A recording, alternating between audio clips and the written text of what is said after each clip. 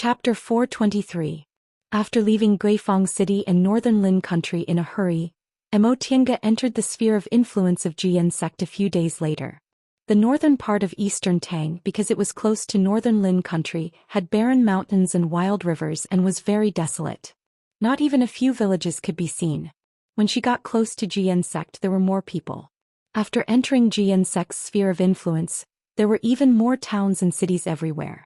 Among the 5 major sects of eastern Tang, Jian sect and Danxia sect were located in the north, one in the east and the other in the west. Because of the existence of these 2 sects, the surrounding area was very prosperous.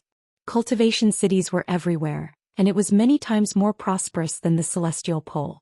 Along the way, Emotienga randomly picked a cultivation town to stay, but she found that the turmoil of Devil Path had already affected all parts of Yunzhong. Once a powerful devil cultivator obtained the sacred object of Devil Path, his strength would soar. Although the cultivators of Yunzhong coexisted peacefully, they were also in a delicate balance. If the strength of Devil Path cultivators skyrocketed, especially figures like the 3 devil monarchs, the situation in Yunzhong would certainly change. Therefore, when the sacred object of Devil Path appeared, not only did it set off a great uproar in the world of Devil Path, but other Taoist cultivators, Confucian cultivators and Buddhist cultivators were also involved. When she returned to Eastern Tang at this time, there were almost no high-level cultivators left in the 5 major cultivation sections. Basically all of them went out in full force. The disturbance caused by this matter in Eastern Tang was far greater than that in Guifang City. This was the sacred object of Devil Path. Devil cultivators went to fight for it for their own interests, but Taoist cultivators felt a sense of crisis. Taoist cultivators were used to them being the most numerous and powerful cultivators in Yunzhong. This time it was possible for devil cultivators to get the sacred object of Devil Venerable. How could this be? Although Devil Venerable was powerful and had outstanding figures like the 10 devil monarchs, Taoist cultivators also had geniuses like Senior Fuyao Zi and other promising cultivators. The strength of Taoist cultivators was not weak at all. After so many years, although Taoist and Devil Path were no longer hostile, they were still unwilling to let devil cultivators steal the limelight and dominate Taoist cultivators. As for Buddhist cultivators and Confucian cultivators, they also belonged to the righteous path. It was not good for them if devil cultivators were strong, so they naturally stood on the side of Taoist cultivators. Emotienga couldn't help but sigh. She really didn't expect that the situation in Yunzhong would change in such a way in just a few years of seclusion. As a result, the things she wanted to do had changed again. A few years ago, Ling Yunhe promised to help her obtain the complete version of the art of Sanu. He said he'd only think of a way to get it for her, but he didn't say how long it would take or whether he'd directly give it to her. Moreover, regardless of whether Ling Yunhe had become the sect leader of Jian sect or not, with almost all the sects mobilized, he would most likely be dragged into this matter as well. It was unknown whether he was in Jian sect at the moment. After pondering for a while, Emotienga felt it was useless to think too much about it. She might as well go directly to the Ling clan in Sky Snow City to take a look and then decide what to do next. After making up her mind, she traveled day and night without stopping to rest. Soon she arrived at Sky Snow City. She went to the Ling clan with familiarity. Coincidentally, the person who received her was the cultivator who called Ling Yunhe's second uncle, Shaoshun. However, after 10 years, Shaoshun had already successfully built his foundation and became a foundation-building cultivator. "Senior, it's you." Shaoshun opened his mouth in surprise when he saw Emotienga being led in by the gatekeeper. Emotienga swept her gaze over him and immediately found that things were different now. Shaoshun had advanced to the foundation-building realm, so his dressing and bearing were completely different from the low-level cultivator he used to be. She smiled and said, "We haven't seen each other for many years. Turns out you've successfully built your foundation. Congratulations." Shaoshun scratched his head embarrassedly and hastily asked Emotienga to sit down. "Senior, please sit. The core formation elders of the Ling clan are all busy right now. Please forgive me for not being a good host." Emotienga waved her hand indifferently. "I know. The appearance of the sacred object of the Devil Path has affected the whole of Yunzhong.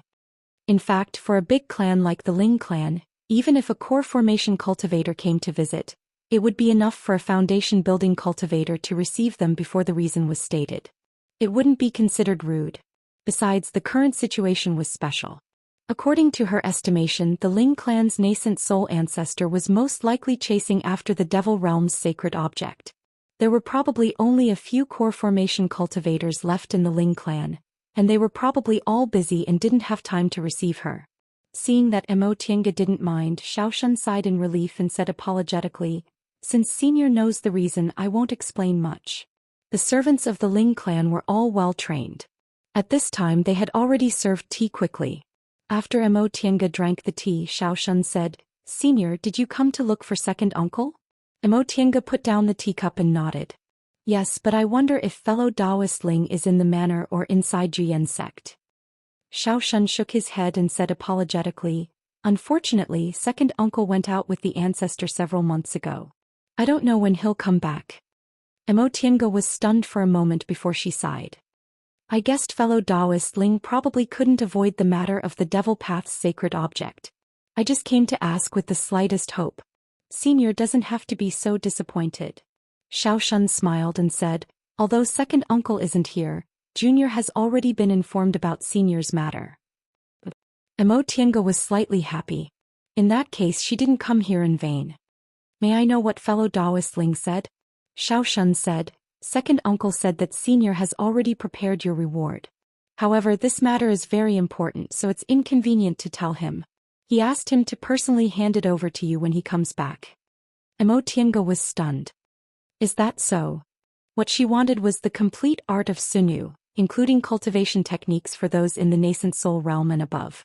Moreover, this thing was a treasure of Danxia sect, so it wasn't wrong to be so cautious. However, the emergence of the Devil Path's sacred object this time would involve a lot of cultivators. She could imagine the chaos that would ensue. How could Ling Yunhe guarantee that he'd come back alive and fulfill his promise? If Ling Yunhe died on this trip, wouldn't that mean she wouldn't be able to get it? After hesitating for a while, Mo Tiange asked, "Can you contact him now?" Xiaoshan hesitated for a moment before answering, "Junior can't.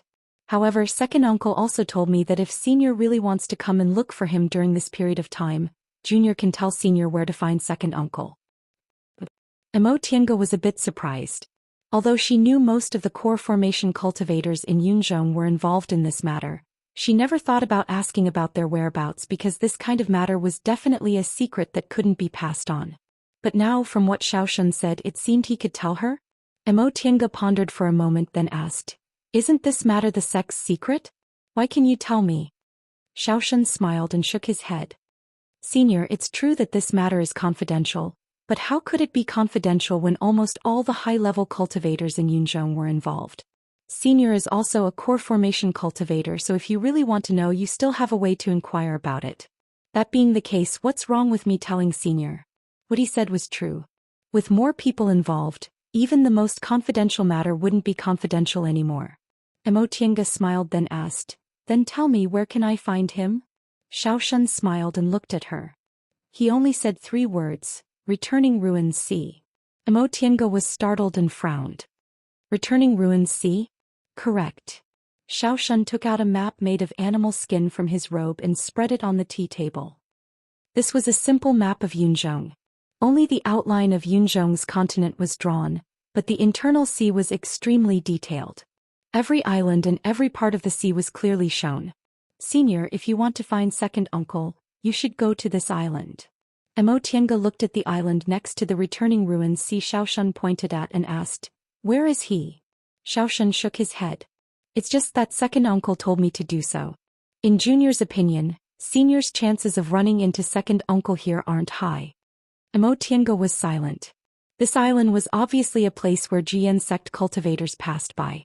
Ling Yunhe had something to do, and it was a big matter that involved the whole sect, so how could he wait for her here?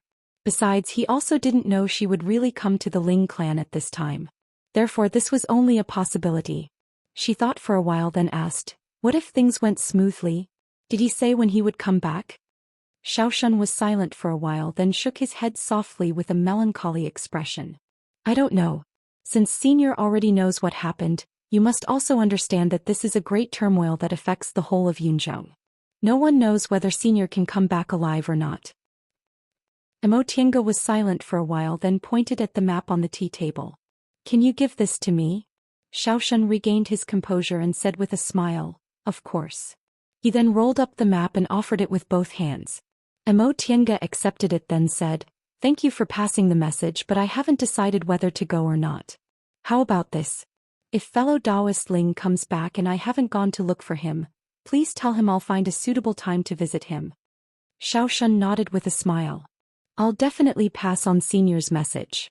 Mo Tiange said, "Fellow Taoist Tiong can also ask me to pass on a message. Right now she has something important to do, so the time of her visit is uncertain. Maybe 3 to 5 years, maybe 10 to 20 years. When she's free she'll come to look for him." Xiaoshan nodded cautiously. "I understand." Mo Tiange hesitated for a while, but in the end she didn't tell Xiaoshan about exchanging the reward. This matter was too secretive. She'd better tell him when she saw Ling Yunhe. Even if she didn't pass on the message, Nia Wushang could still tell him herself. After she finished telling him about the main matter, Mo Tiange wasn't in a hurry to leave. She chatted with Xiaoshan and asked him about what happened that year. After obtaining the carefree fruit, Ling Yunhe successfully seized the position of Juyen sect's head. When he came back with injuries, Ling clan's nascent soul ancestor was furious. Afterward, Juyen sect was in turmoil. After a series of struggles, Ling Yunhe successfully succeeded the position of sect head, and this matter finally came to an end. Although Xiaoshan didn't explain this matter very clearly, Mo Tiange could guess it must have something to do with Ling Yunfei. Back then Ling Yunfei was a disciple of Ling clan, but he plotted against Ling Yunhe, so he must have something to rely on. And this reliance definitely wasn't Ling clan's ancestor. With this inference, it would be strange if Ling Yunhe didn't get angry. His own core formation descendant was actually bribed by someone else. How could he tolerate it? It could be said that Ling Yunhe's ascension to the position of sect head was a sign that one of Juyen sect's factions was losing power. Of course, this was Juyen sect's internal affairs. Mo Tiange only asked about it briefly and didn't express too much curiosity. For her, the problem now was whether she should look for Ling Yunhe and settle this matter as soon as possible or stay out of it and wait here. Chapter 424. The turmoil caused by the sacred object of the demonic path was even beyond Mo Tiange's imagination. After leaving the Ling clan, she didn't immediately go to the Sea of Returning Ruins to look for Ling Yunhe. Instead, she temporarily settled down in Sky Snow City. During this time, she saw many core formation cultivators passing through Sky Snow City and hurrying south. Some of these cultivators were in groups while some were alone. There were probably cultivators from both sects and individual cultivators. It seemed that this sacred object of the demonic path was extremely important to the cultivators in Yunzhong. Realizing this, Mo Tiange had to inquire about some information. He was puzzled. No matter how powerful this sacred object of the demonic path was, it was only a magic weapon. There was no lack of powerful cultivators in Yunzhong, so why did they all flock to this magic weapon? She didn't understand until she went to the tea house in Sky Snow City. Ore refining and foundation building cultivators couldn't intervene in such a big matter, but that didn't stop them from talking excitedly. From these people, Mo Tiange learned that there were some ancient legends circulating in Yunzhong. 100,000 years ago was the most prosperous period of the cultivation world in Yunzhong. Whether it was the righteous path or the demonic path, they all produced talented people and prospered.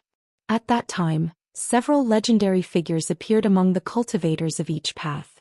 The first was Fu Yaozi, the second was Sky Luminous Demon Venerable, the third was Jian sect's founder Saint Guizhen, the fourth was Confucian Saint Zhou Fuzi, and the fifth was Buddhist Master Hui Yin. These 5 figures were no more than 1,000 years apart in age and were people of the same generation. Because they were far more powerful than their peers, they were called the 5 saints by the cultivators in Yunzhong. Among the 5 saints, Fu Yaozi was the most unique one. He didn't belong to any sect, but he was so powerful that he was still called the #1 person in Yunzhong's history. The other 4 were representatives of the demonic path, Taoist path, Confucian path, and Buddhist path. Each of them had disciples. There were also rumors about the 5 saints in Yunzhong. It was said that the 5 saints all advanced to the soul formation realm and left the world. Before they left, they each left treasures in the world. These were the 5 sacred objects in Yunzhong. Among these 5 sacred objects, Sky Luminous Demon Venerable naturally had the Heavenly Demon Tower and Master Hui Yin's inescapable net. As for the other 3, people only knew they had treasures but didn't know their names. However, other than Fu Yaozi, Saint Guizhen, Master Zhou, and Master Huiyin all had disciples that were passed down from generation to generation. It was highly likely that they were in the hands of their disciples. As for the sky luminous demon exalted, after he passed away, the 10 demon monarchs were suppressed by Fu Yaozi alone, and the heavenly demon tower eventually disappeared. Because of this, after so many years, although there was no lack of nascent soul cultivators in the Devil Dao, they were all suppressed by the other Daos. Mo Tiange left the tea house and sat inside the virtual sky world, lost in thought. Inescapable net, why did it sound so familiar? After thinking for a while, an idea suddenly flashed through his mind. 10 years ago, when she first arrived at Sky Snow City, she was robbed by 2 foundation building cultivators. At that time, she casually took their magic weapon into her pocket. That magic weapon was called the inescapable net by them. With this thought in mind, Mo Tiange put her hand into her Qiankuan bag. After fumbling around for a long time, she finally took out a golden net. It was unknown what the net was made of, but it was completely golden and light as if it was weightless. It was also infused with a strange spiritual energy. After looking at it for a while, Mo Tiange couldn't see anything unusual about it. Treasures always had an imposing manner. For example, the Fuxing sword she obtained. Although it had been corroded by devil aura and was covered in rust, it was still shockingly powerful. However, she couldn't see any power from the golden net in front of her. If there was anything unusual about it, it would be that it looked extremely exquisite, and the spiritual energy on it was something she still couldn't see through with her cultivation level. He carefully recalled what happened 10 years ago. One of the 2 people died under her hands, and the other one she found pleasing to the eye, so she let him go. That person once admitted that they were indeed Buddhist cultivators. But the problem was, they were only 2 foundation building cultivators, so how could they possibly have a Buddhist holy object? A Devil Dao holy object was enough to make all of Yunzhong restless, so a Buddhist holy object should be kept in the hands of a great Buddhist cultivator. Could it be that this thing was an imitation of the real inescapable net? This wasn't impossible. Many famous psychic magic weapons had imitations in the world.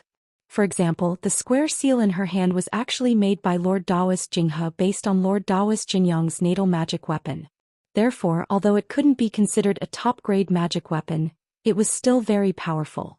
After thinking for a while, Mo Tiange still couldn't think of a reason, so she shook her head and put the golden net back into her Qiankuan bag. She wasn't a cultivator from Yunzhong, so even if this matter made all the cultivators in Yunzhong crazy, she wouldn't feel excited at all.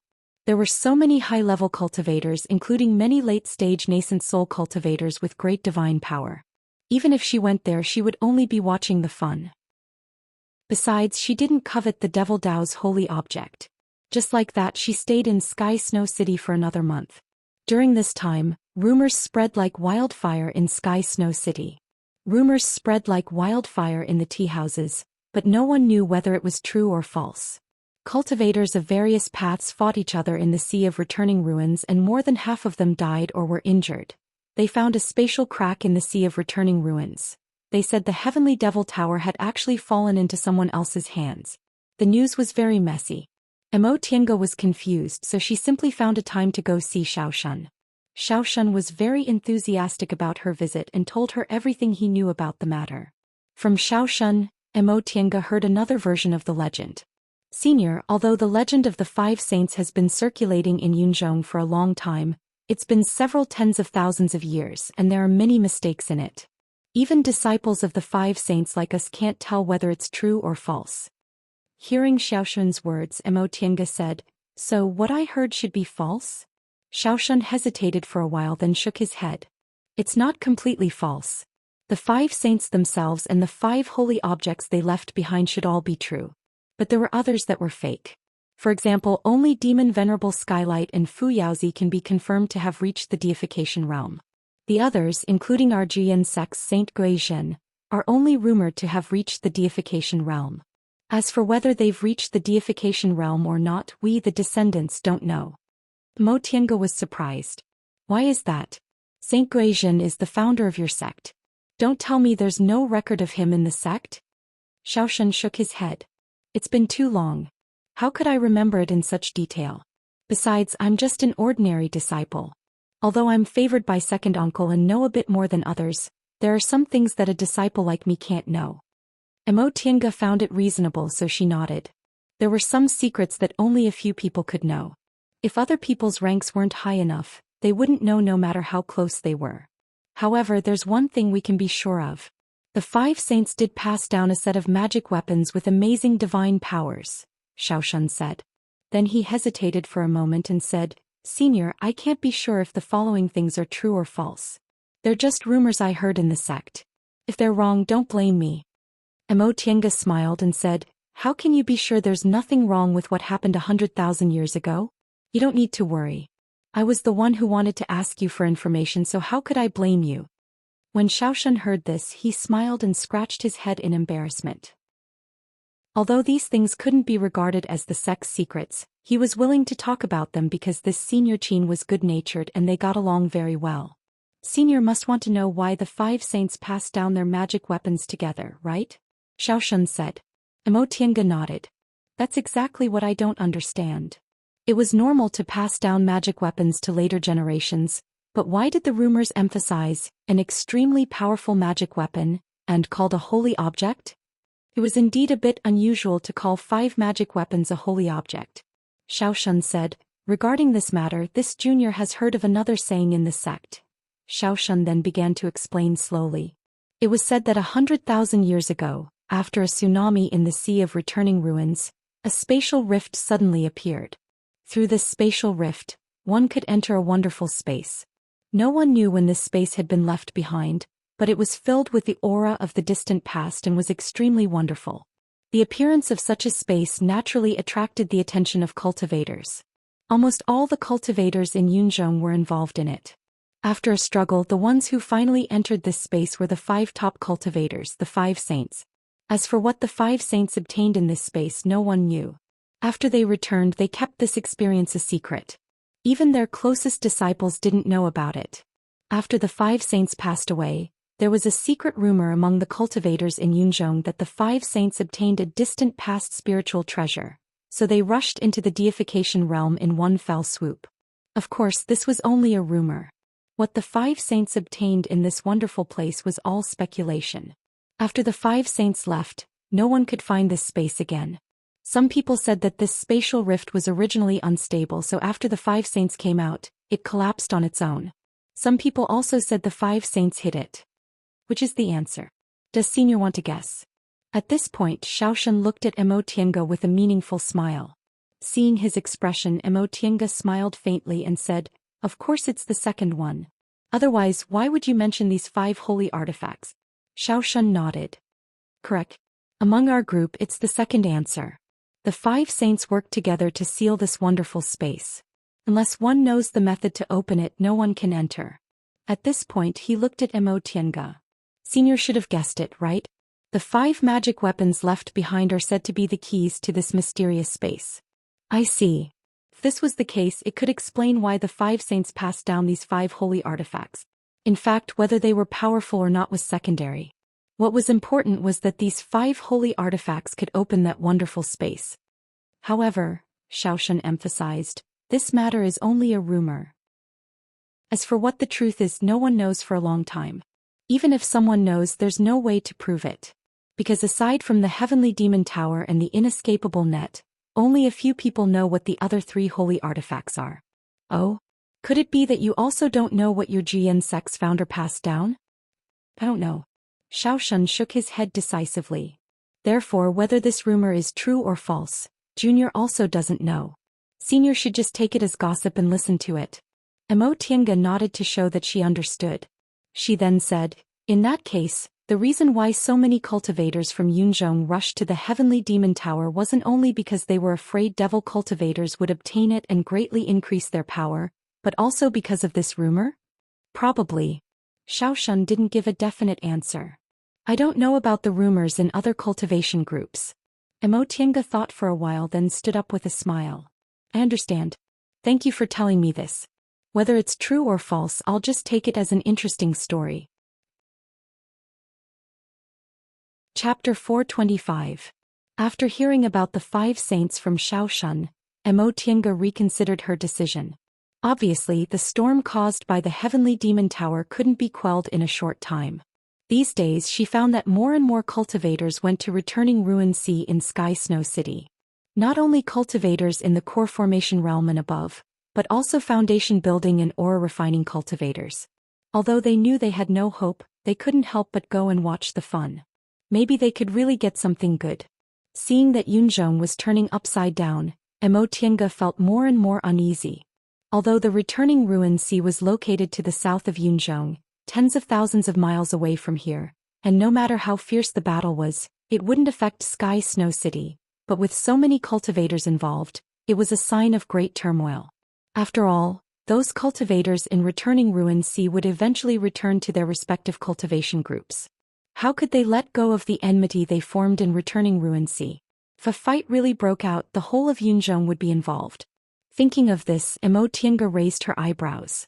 She didn't covet any sacred object and she only stayed in the clouds because she wanted to finish what she had to do. But in the current situation, if she stayed in the clouds for too long, she would probably be involuntarily dragged into it. What should I do? It wasn't a good idea to look for the cloud-soaring crane. Returning ruin sea was now a troublesome place. Should I wait here? Unless she closed her door and wholeheartedly cultivated, once Yunzhong was in chaos, it would be very troublesome for her. Besides, she had a hunch that since the heavenly demon tower appeared, what about the other holy relic? If she wasn't careful, the turmoil brought by these holy relic might affect Yunzhong for years, decades, or even centuries. If that was the case, there was no need for her to stay in Yunzhong anymore. After a short consideration, Mo Tiange finally decided to give up on the art of Sunu and return to the Celestial Pole. She had already gone through the passage between the Celestial Pole and Yunzhong once, so it wouldn't be difficult to go through it again. She just needed to spend a little more time, and that half a year wasn't a long time for cultivators.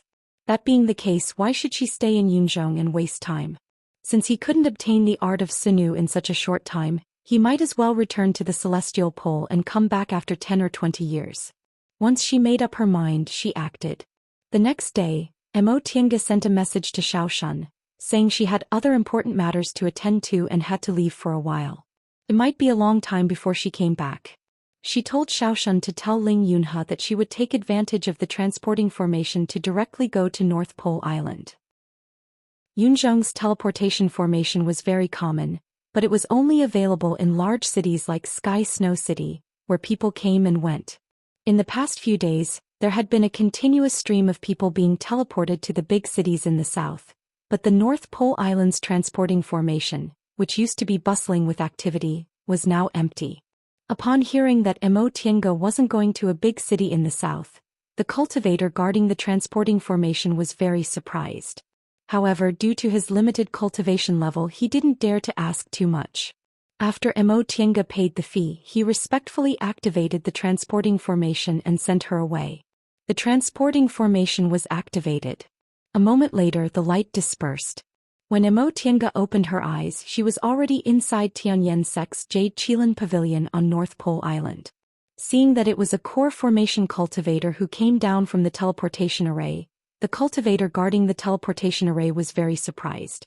The leading foundation building cultivator hesitated for a moment before he stepped forward to greet her. "Senior, welcome to North Pole Island." Since the other party was so polite, Mo Tiange also smiled and nodded in response. Seeing her kind attitude, this person also had a good impression of her. He asked politely, "May I ask if this is Senior's first time coming to North Pole Island? Are you hunting demonic beasts or visiting friends? If there's anything I can help you with, please don't hesitate to ask." Mo Tiange shook her head softly. "I've been to North Pole Island before, so there's no need to do this." "I see." Junior was too meddlesome. The foundation building cultivator said, but he still didn't retreat. After a moment of hesitation, he summoned up his courage and asked, "Please forgive Junior for being rude, but in recent months, very few cultivators have come to North Pole Island, let alone a core formation cultivator like Senior. Why did Senior choose to come at this time?" Seeing Mo Tiange raising her brows, seemingly displeased, the foundation building cultivator hastily said, "Junior was just curious. If Senior finds it inconvenient, you can just pretend I didn't ask." It wasn't convenient for Mo Tiange to tell others the purpose of her trip. Since this foundation building cultivator was tactful, she didn't say much. She only said, it's indeed inconvenient to say. Can I leave now? The foundation building cultivator hastily took a step back. Of course. Senior, please do as you please. Emotienga didn't say much and left Jade Chilan Pavilion. When her figure disappeared, the aura refining girl following the foundation building cultivator asked curiously, Master, most of the core formation grandmasters in our group have gone to returning ruins C, so why did this senior come to North Pole Island? The foundation building cultivator stared at the place where Emotienga's figure disappeared. He shook his head and said, It's precisely because of this that I feel this senior is a smart person. The girl was puzzled. What? The foundation building cultivator looked at his young disciple and said with a smile, Think about it. With so many high-level seniors rushing to returning ruins C, how many of them are in the late stage of the nascent soul realm? In the end, the ones who get what they want are only those top cultivators. Core formation cultivators won't get any benefits unless they're extremely lucky. The biggest possibility is that not only will they not get any benefits, but they'll also suffer losses.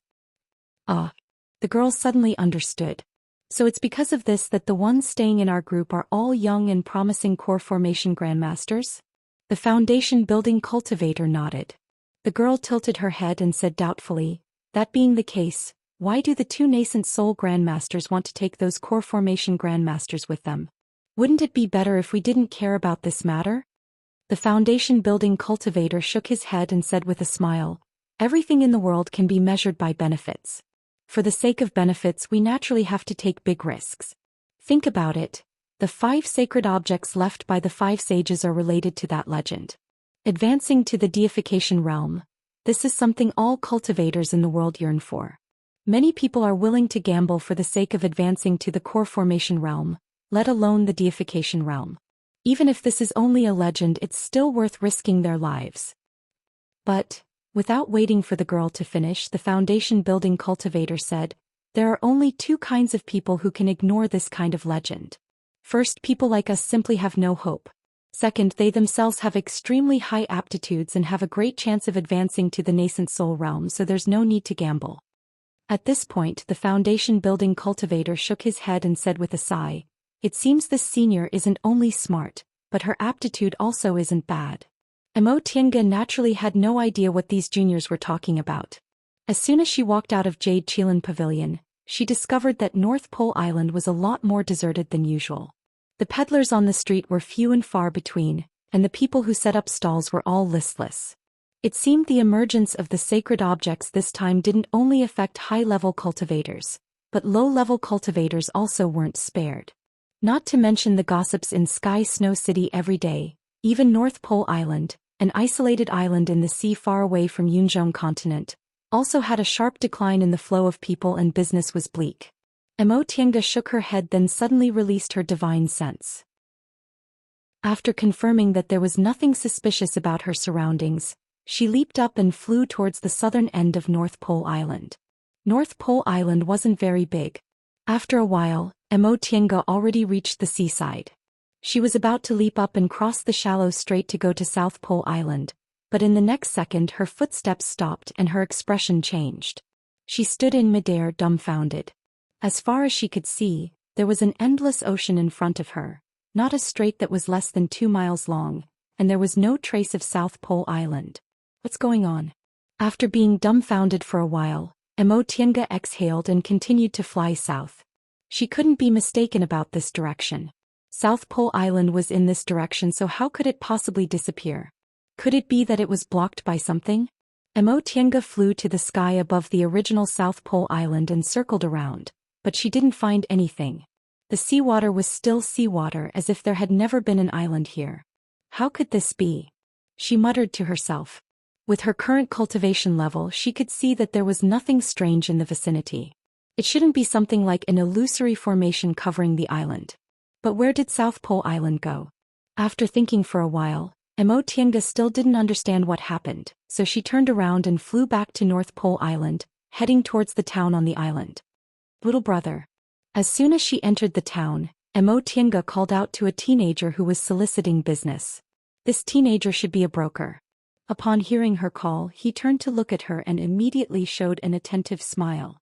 Senior, what can I do for you? Whether it's looking for someone or asking for directions, buying things or staying at an inn, I can help you. Emotienga wasn't in the mood to chat with him, so she said directly, I want to inquire about a piece of information. That's not a problem. Senior, please tell me. I grew up here, so there's nothing I don't know about North Pole Island. Emotienga ignored the teenager's bragging and asked, then do you know that there's a South Pole Island south of North Pole Island? Upon hearing this, the teenager looked at her a few more times and finally said, Senior is right. There's indeed a South Pole Island south of our North Pole Island. But that island is very small and has nothing good, so basically no one goes there. Outsiders almost don't know about it. What do you mean? Emotienga was sensitive to this word. What do you mean? The teenager said, Senior doesn't know, but there's a small volcano on South Pole Island. South Pole Island appeared because of the volcano's eruption. However, the volcano hasn't moved for many years, so many people have forgotten about it. But 3 years ago that volcano suddenly erupted and then South Pole Island sank. Psych. Emotienga's expression changed greatly. She knew there was a volcano on South Pole Island, but she didn't expect the volcano would actually erupt and sink South Pole Island. Did that mean South Pole Island no longer existed? What about the passage? Did it also not exist? Speaking of which, this incident 3 years ago scared a lot of people. It's said that some cultivators escaped from South Pole Island, and the mortals sank along with South Pole Island. Fortunately, that volcano was only a small one, so it didn't affect North Pole Island. At this point, the teenager carefully looked at Emotienga. Senior, are you going to South Pole Island to look for someone? If you're looking for those cultivators, I can help you inquire about them. They should still be alive. After a long time, Emotienga shook her head blankly. She casually threw him several spirit stones, then turned around and left. She didn't care about the people on South Pole Island, but if South Pole Island sank, how could she go back? Chapter 426. Emotienga stood in the air above the sea and silently gazed at the vast ocean below. This was where the South Pole Island used to be, but now there was no trace of the island at all, not even a reef. In the vast sea there were many miraculous things. It was normal for islands to disappear. Some islands disappeared overnight while others suddenly reappeared. Like the South Pole Island, which appeared and disappeared because of a volcano many years ago, it wasn't strange at all. However, what happened to the other islands had nothing to do with Emotienga. This South Pole Island, on the other hand, was the link between the Celestial Pole and Yunzhong. The South Pole Island had disappeared and the passage was gone. How could they go back to the Celestial Pole? Emotienga didn't know that ever since she heard this news, she had been at a loss for several days. There was no doubt that he had to return to the Celestial Pole. She wasn't Nia Wushang. She had a master, relatives, and lover in the Celestial Pole, so how could she cast them aside as if they had nothing? However, how could they go back to the Celestial Pole? The South Pole Island had disappeared and the passage no longer existed. Didn't that mean he had to cross the South Sea like Nia Wushang? However, even nascent soul cultivators couldn't guarantee their safety in crossing the South Sea. Could it be that she was hoping to have the same luck as Nia Wushang? Luck was luck because it didn't necessarily come. If she saw Nia Wushang safely crossing the South Sea and rashly tried it, it would be too risky. She wanted to return to the Celestial Pole, but she absolutely didn't want to risk her life like this. After thinking for a while, Emotienga heaved a sigh and untied the spiritual beast pouch tied around her waist. Master! Lil Fan's cyan body came out of the spirit beast bag. It was a sea beast. As soon as it came out of the spirit beast bag, it keenly smelled the scent of the sea and was overjoyed. Master, where is this? Emotienga gently patted its head and said, Xiaofan, this is where we came from, remember? Yifan blinked her eyes in confusion. Where did you come from? Emotienga said, it's the place where we came to Yunzhong through the underground sewer. Upon hearing what she said, Yifan quickly understood and said in amazement, Master, you mean? It turned its head to look around, but all it saw was the vast sea and the North Pole Island not far away. Where's that hot spring? The island disappeared? Emotienga nodded. Lil Fan lived in the sea all year round, so it was easy for it to understand the disappearance of the island. What should we do? Yifan wagged her tail and jumped around her. Can't we go back? Can't I go to Donghai in the future? Would I never see Grandpa again? No, I don't want it. Master, what should I do? Looking at the extremely anxious Xiao Fan, Tiange smiled bitterly. How would she know what to do? This kind of thing was beyond a human's ability. Go down and take a look. After a while she said, I wonder if this island has sunk to the bottom of the sea. Go down and see if the passage is still there. Yes. Hearing her words, Yifan was overjoyed. How could I forget? The island sank. Maybe it's just this part of the passage that's broken. Maybe it can be reopened. Master, I'm going. After saying that, Yifan hurriedly dove down and with a huala sound, it drilled into the sea. With a flick of its cyan tail, it swiftly dived down. Tiange was left standing in the sea breeze, still speechless. Although she let Yifan go down to find the passage, she actually did not have much hope in her heart. What happened in the vast sea was beyond the reach of a human's ability. That passage led to the bottom of the sea. How could an island be destroyed by a volcanic eruption? She was afraid that the lava would pour back into the passage when it erupted and completely block it. If this was on land, it would be fine. At worst, she could break mountains and rocks and search slowly. But this was the sea. Even if she was a high-level cultivator and could dive into the sea for a short time, she could not open a passage at the bottom of the sea. The reason why she let Yifan go down to look for the passage was that she was unwilling to give up. What if she was lucky and the passage could be used as long as it was slightly cleaned? Holding this kind of hope, Tiange waited silently. 1 hour for hours. 1 day, 2 days, Yifan never came up. Tiange was not worried that something might happen to it. They had a spiritual beast contract. If something happened to Yifan, she would sense it more or less. Besides, Yifan was a sea dragon. This sea area was so close to the North Pole Island, so there would be no high-level sea beast.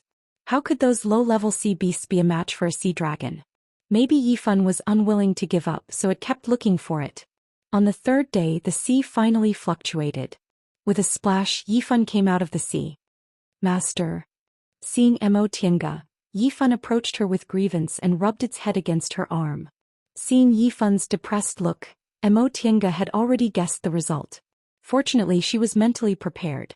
She just sighed and stroked its head. Let's think of another way. Yifan had been with Tiange for more than 10 years. In the beginning, it only trusted her because of the spiritual beast contract. But after so many years, it ate so many medicinal pills from her and fought side by side with her. This trust had become trust. It believed that its master must have a way to solve it.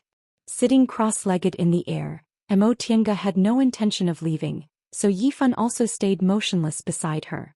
After thinking for a while, Tiange opened another spiritual beast bag. This time it was Feifei that came out. Where is this? As soon as it came out of the spiritual beast bag, the sea breeze blew on its body. Feifei shivered and smoothed its fur. Ah, the sea. Although Feifei wasn't a sea beast, it also lived on an island in the East Sea. Seeing the sea, it was very happy. Master, where is this? Since its awakening, Tiange hadn't seen Feifei so cheerful and childish. Although she was very annoyed, she couldn't help but raise the corner of her mouth and show a little smile. She stroked Feifei's smooth fur and said, Feifei, we can't go back. Feifei was happy, but when it suddenly heard this, it blinked its eyes in confusion. Tiange said, the passage we used to come from the celestial pole collapsed, so we can't go back the way we came. Upon hearing this, Feifei just responded and said indifferently, if you don't want to go back, then don't go back. It's also good here. It wasn't like Xiaofan, who had elders and relatives and was no different from humans. It was captured and became a spiritual beast as soon as it was born, so it had no concept of its hometown and no nostalgia for the celestial pole. As long as the virtual sky world was still there, going back or not wasn't important to it at all. Based on Feifei's tone, if it wasn't because she was powerless to get angry, Tiange really wanted to throw it down from here. Ever since its awakening, this guy only knew how to annoy people. Don't go back? That's easy for you to say. Not to mention anything else, my sea of knowledge was once imprinted by a top cultivator. If I don't do what he asked me to do within 200 years and let him remove the imprint for me, I can only live for 200 years. Tiange frowned. Now I only have about 120 years left. Huh. Feifei blinked. This happened before the two of them formed a spiritual beast contract, so it naturally didn't know about it. Don't say this has nothing to do with you. Emotianga gave it a cold look. If I die, the virtual sky world will become an ownerless object. Either you cultivate inside until you reach the realm of void treading, or you wait for the next master to recognize you as its master. However, I remember you said that although you ancient divine beasts are powerful, you don't know much about techniques like void treading. In addition, by the way, I can make the virtual sky world recognize me as its master because I have the spiritual roots of the origin. Think about it. When the next spiritual roots of the origin appears happens to find the virtual sky world, and it also recognizes me as its master, how long will it take? Feifei was speechless for a while. Then it immediately changed its attitude and wagged its tail to curry favor. Okay, I understand. You must find a way to go back within these 120 years, right?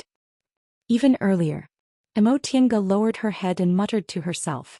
After a long time she sighed and said, "That won't be easy." Although she'd already told Qinshi about this matter and she believed he'd find a way to find clues, how could it be easy to find the remains of a cultivator who died 5,000 years ago? Besides, Wanderer Ziwei's character was quite strange. After thinking for a long time, Emotianga still couldn't think of a good way. She rubbed her brows and muttered to herself, "Find a way to the celestial pole? Where should I start?" Feifei blinked and said, "Don't tell me the cultivators in Yunzhong have never been to the celestial pole?" "Of course they have," Emotianga said. "But, as far as I know, the cultivators in Yunzhong who have been to the celestial pole are all nascent soul cultivators. For example, Zhong Muling and Yuan Bao. Since they could advance to the deification realm, they were naturally very powerful nascent soul cultivators. In addition, Martial Uncle Zhenyang said he once met a cultivator in Yunzhong who crossed the South Sea. That cultivator was in the early stage of the nascent soul realm, but he had a wonderful escape technique.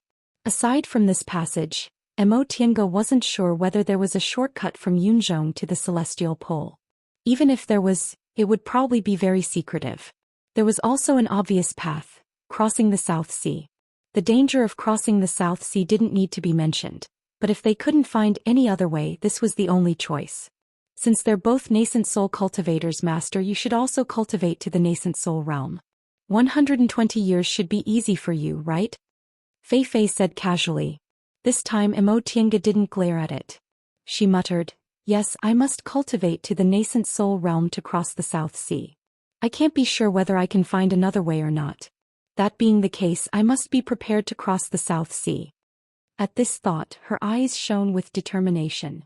120 years was indeed enough for her to advance to the nascent soul realm or even the middle stage of the nascent soul realm. During this time, on one hand, she had to improve her strength as much as possible to prepare for crossing the South Sea. On the other hand, she had to find a way to find a shortcut to the celestial pole. Having made up her mind, Emotianga called the two spiritual beasts. "Enter the spiritual beast bag. Scope."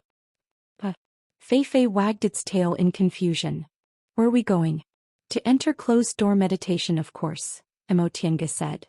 "Even if we can't find another way, as long as I advance to the nascent soul realm, there'll be hope to cross the South Sea." Chapter 427.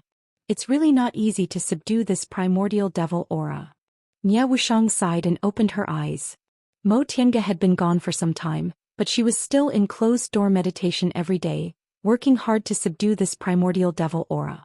However, from the time she regained consciousness 5 years ago until now, the amount of primordial devil aura she subdued was pitifully small. At this rate, she estimated her closed-door meditation would last for more than 100 years. It wasn't that she couldn't bear loneliness. Living with someone like Master Song Feng for more than 100 years, what else couldn't she endure? However, as long as she didn't solve this problem, she couldn't feel at ease. Is there any way to shorten this time? Nia Wushang thought silently. Suddenly she sensed something, stood up, walked out of the cultivation room and opened the stone door of the cave. "I'm back again." Mo Tiange stood outside the cave, seemingly about to send her a message, but when she saw her she shrugged helplessly. Nia Wushang was surprised. "Didn't you go to see Ling Yunhe? Are you done?" "Do I look like I'm done?" She sighed and walked into the cave. "You don't mind if I continue to live here, do you?" Nia Wushang was the one who paid the rent last time. "Whatever," Nia Wushang said, closed the stone door, opened the restriction and asked, "What's going on?" After tidying up her clothes, pouring tea and sitting down at the stone table, Emotienga said, "I can't go back." Nie Wushang was stunned and puzzled. "What do you mean?" "I can't go back to the celestial pole," Emotienga said. Nie Wushang was stunned for a long time before she realized what she meant. She said incredulously, "You mean the way you came here is blocked?" Emotienga didn't tell Nie Wushang in detail how she came to the celestial pole. Nie Wushang also knew this kind of thing was mostly a secret, so she didn't ask. Although she didn't know the inside story, she guessed Emotienga's road must be very safe since she didn't take it seriously. But now Emotienga actually said she couldn't go back? Since the passage had disappeared, it couldn't be considered a secret. Emotienga simply told her about the road and the disappearance of the South Pole Island in detail. After Emotienga finished speaking, Nie Wushang was speechless for a long time. The passage that had existed for 5,000 years actually collapsed a few years after she came to Yunzhong. What else could she say? This was already bad luck to a certain extent. A good while later, Nie Wushang asked, "Then what do you plan to do now?" Emotienga smiled bitterly. "What else can we do? We can only find another way. We can't just stay in Yunzhong." "And you're not me." Nie Wushang pondered for a moment.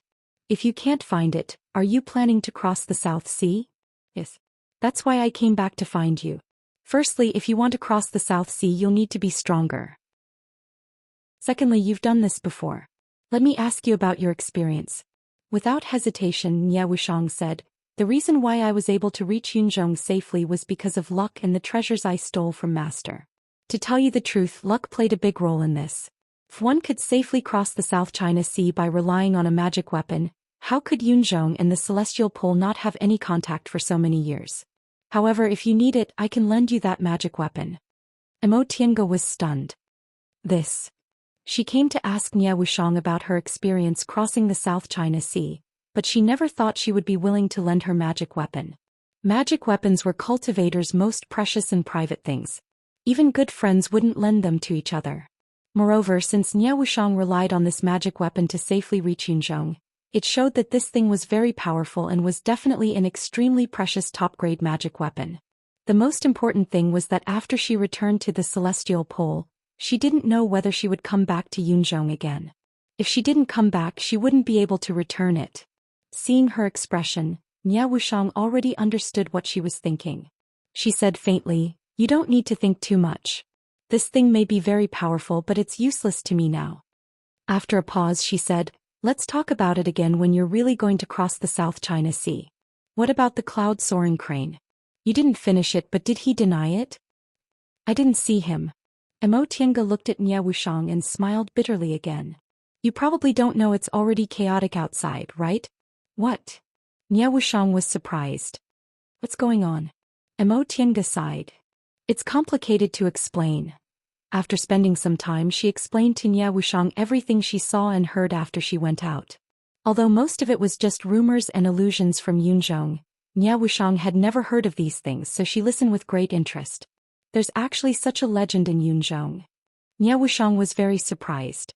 Although the cultivation world in Yunzhong was much larger than in the Celestial Pole, their realms weren't much higher than the cultivators in the Celestial Pole. However, if the legend of the 5 saints was true, Yunzhong's history was much more glorious than the Celestial Pole's. In the history of the Celestial Pole, there were only rumors of 2 people successfully advancing to the deification realm, and there wasn't any solid evidence. But the 5 saints were different. They had 5 sacred objects handed down from generation to generation, and most of them had disciples to pass on, so their credibility was much higher. Heavenly Devil Tower. I really don't know what kind of magic weapon it is to be called a sacred object. Even if these 5 sacred objects were only keys to open that mysterious space, they definitely weren't ordinary objects. Besides, according to the rumors, this Heavenly Devil Tower was the Devil Venerable's most powerful magic weapon. "What? Are you interested?" Emotienga glanced at her. "You're already a devil cultivator. If you can get this Heavenly Devil Tower, your strength will presumably increase greatly. That's good." "It's useless even if it's good." Nie Wushang wasn't stupid. She rolled her eyes at Emotienga and said, "With my current state, it's not suitable for me to travel outside. Even if I can I win against those cultivators?" It's better to stay out of it and watch coldly. No matter how good a treasure is, it's not as important as my life. Emotianga smiled but didn't say anything. On this point she and Ye Wushang were quite in agreement. They weren't cultivators who were nearing the end of their lifespans and had no hope of making a realm breakthrough, so why should they risk their lives to fight for this tiny possibility? It was better to cultivate step by step, which would make realm breakthroughs faster. They hadn't been separated for too long, but neither of them felt like they'd reunited after a long time. After talking about these things, they returned to their previous state and went back to their respective cultivation rooms to do their own things. Emotianga laid a restriction, then entered the virtual sky world.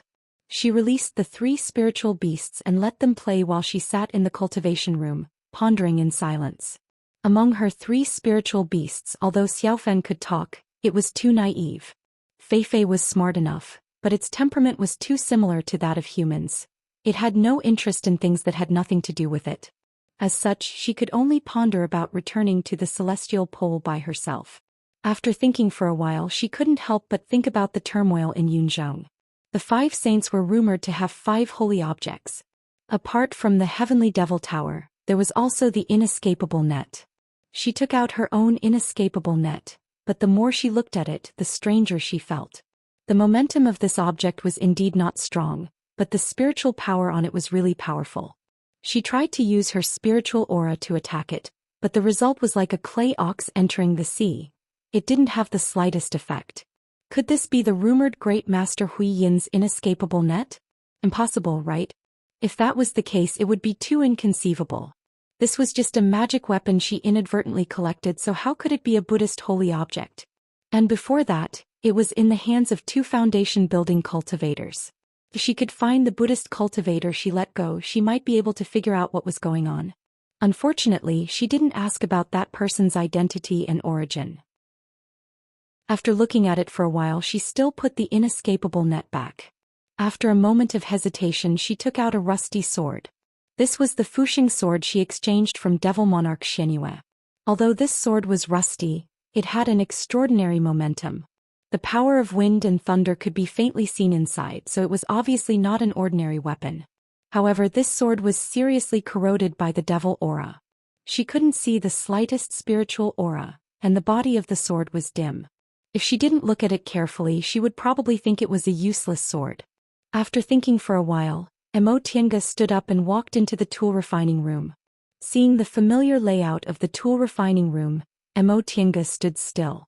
She couldn't help but recall the scene when she and Qin refined the heaven and earth fan in the tool refining room. Her tool refining skills really weren't very good. Every small part here was made by Qin himself. At that time, the 2 of them stayed here for several years. Every day they discussed how to refine the heaven and earth fan, experimenting again and again. In fact, when they were together, they rarely stuck to each other sweetly. Most of the time they talked about their experiences and exchanged their thoughts. Although they weren't sweet enough, those days were full of happiness when she recalled them. Cultivation companions, companions who accompanied each other to seek immortality and seek the Tao, that was enough. How could their affectionate relationship compare to the long years of dependence and companionship? They had been separated for 10 years after leaving the celestial pole. In fact, Emotianga didn't miss him much, but now that she was in the place where they used to be together and touched the tools he used, she felt a surge of longing that drowned her. I haven't gone back for so many years. Is he doing well? Has he come out of closed-door meditation? Is he worried about me? If he knows I can't go back, will he come to find me? The scenes they used to be together kept emerging in her mind. The cold and taciturn senior martial brother Qin, the master Taoist Shoujing who took her to escape from Mount Yunwu, the 2 months of companionship. The senior martial brother Qin who risked his life to save her, the master Taoist Shoujing who coldly turned away when he saw her, and the 35 years of estrangement. At that time they were so self-righteous. They could calculate shrewdly in other matters, but when it came to matters of the heart, they always made wild guesses about each other's thoughts. They held on to their pride and refused to put down their pride and treat each other honestly. Fortunately, they finally came together and didn't waste their fate. Thinking back, their meeting was so coincidental. If her father hadn't traveled with him, they wouldn't have met. If second uncle hadn't taken her away, she would have only regarded him as a senior when she grew up in Xianqing school. If he hadn't happened to go to Mount Yunwu, they wouldn't have had the opportunity to meet as peers. They would have missed each other by just a little bit. Fortunately, he was the person her father entrusted her to. Fortunately, they didn't know each other when she was young. Fortunately, she had grown up before they met. The more she thought back, the more she missed him. Therefore, she had to go back to the celestial pole. Chapter 428. Although she had made up her mind to return to the celestial pole, it was still a matter that needed long-term planning. The situation in Yunzhong was chaotic, so it wasn't a good time to go out. Moreover, it was too dangerous to cross the South Sea with her cultivation level. Considering these 2 points, Mo Tiange could only be patient and do it slowly. 120 years should be enough. The following days were very boring. Nie Wushang didn't leave her cave at all, and Mo Tiange also lived in seclusion. Every day she cultivated, studied Mo Yaoqing's cultivation experience, read ancient books, and went out to buy some necessities and inquire about news from time to time. High-level cultivators in Yunzhong gathered in the returning ruins sea, and every day, some gossip spread in Guifang City. Not long after, there was a rumor in Guifang City that those cultivators had found traces of the Heavenly Devil Tower. The first cultivator to get the Heavenly Devil Tower had died in the returning ruins sea, and the tower fell into the hands of an individual cultivator. Later, there was another rumor that the individual cultivator escaped for several days and was discovered by a devil monarch, who killed him on the spot and took the Heavenly Devil Tower. Unfortunately, several great cultivators in Eastern Tang also discovered it at the same time, and they fell into a fight. In this fight, South Zhou's Buddhist cultivators and Confucian cultivators were also involved. Hundreds and thousands of core formation cultivators fought in the returning ruins sea, and many nascent soul cultivators also shed all pretenses of cordiality. This rumor lasted for several years. Every time Mo Tiange went out, she heard the news of a certain cultivator from a certain sect dying. Mo Tiange and Nie Wushang discussed this in private. After this incident, the forces in Yunzhong would probably be reshuffled. So many cultivators died and all of them were above the core formation realm. For many small cultivation groups, this would be a disaster. As expected, after that, the rumors in Guifang City were all about how many cultivators had fallen. This storm lasted for more than 20 years before it calmed down. In the first few years, cultivators from all sides fought for the Heavenly Devil Tower, and there was a reign of terror every day. During this period, many small cultivation groups were destroyed because of this. Later, the competition was limited to the nascent soul cultivators of the big cultivation groups. At the same time as cultivators returned to their sects, the battlefield was no longer limited to the returning ruins sea. But soon, there were many different opinions about who got the Heavenly Devil Tower and no one could figure it out. Oftentimes, there would be sects that had feuded with each other, claiming that the other party had the Heavenly Devil Tower in their hands. Because of this, Yunzhong was in a state of chaos. In the last 10 years, the storm gradually subsided. All the sects and forces suffered heavy losses and closed their doors to recuperate. Yunzhong finally calmed down. As for who the Heavenly Demon Tower ended up in, no one knew. Apart from the people who obtained the Heavenly Demon Tower, no one else benefited from this turmoil. Instead, they lost many outstanding core formation cultivators and even nascent soul cultivators. Some people even suspected that this was a conspiracy to make the major forces in Yunzhong kill each other and consume their strength. However, there was no doubt that the Heavenly Demon Tower had appeared. Many cultivators had seen this sacred object before, but it was a pity that before they could figure out how to use it, it had been taken away by others. When Mo Tiange heard this, she thought to herself, how could these nascent soul cultivators not think this might be a conspiracy? However, as long as the Heavenly Demon Tower was real, even if they had doubts, they would still jump down willingly. Advancing to the deification realm, for these nascent soul cultivators who had almost cultivated to the extreme and had no hope of advancing, they would not hesitate to risk their lives for it. Living in Guifang City, what Mo Tiange heard the most was about Guifang Demon Monarch and his subordinates. More than 10 years ago, Guifang Demon Monarch had already returned to Guifang City with his disciples. In this battle, although Guifang City's foundation was not shaken, it suffered a lot of losses. For example, among Guifang Demon Monarch's disciples, The two most likely to advance to the nascent soul realm died in the turmoil. For this, Guifang City's devil cultivators were very worried. Although Guifang Demon Monarch was powerful and was one of the 3 great demon monarchs, his lifespan was really running out. Some people calculated that he had 500 years at most. In these 500 years, if Guifang City did not have a powerful successor with profound cultivation, it would become the target of other forces. This was definitely not a good thing for Guifang City. However, some people optimistically said that Guifang Demon Monarch's young disciple with excellent aptitude had already advanced to the middle stage of the core formation realm. In 500 years he might be able to smoothly advance to the nascent soul realm. At that time, Guifang City could still maintain its status as one of the 3 great devil territories. Besides, although Guifang City suffered losses, the other 2 devil territories also lost a lot of disciples.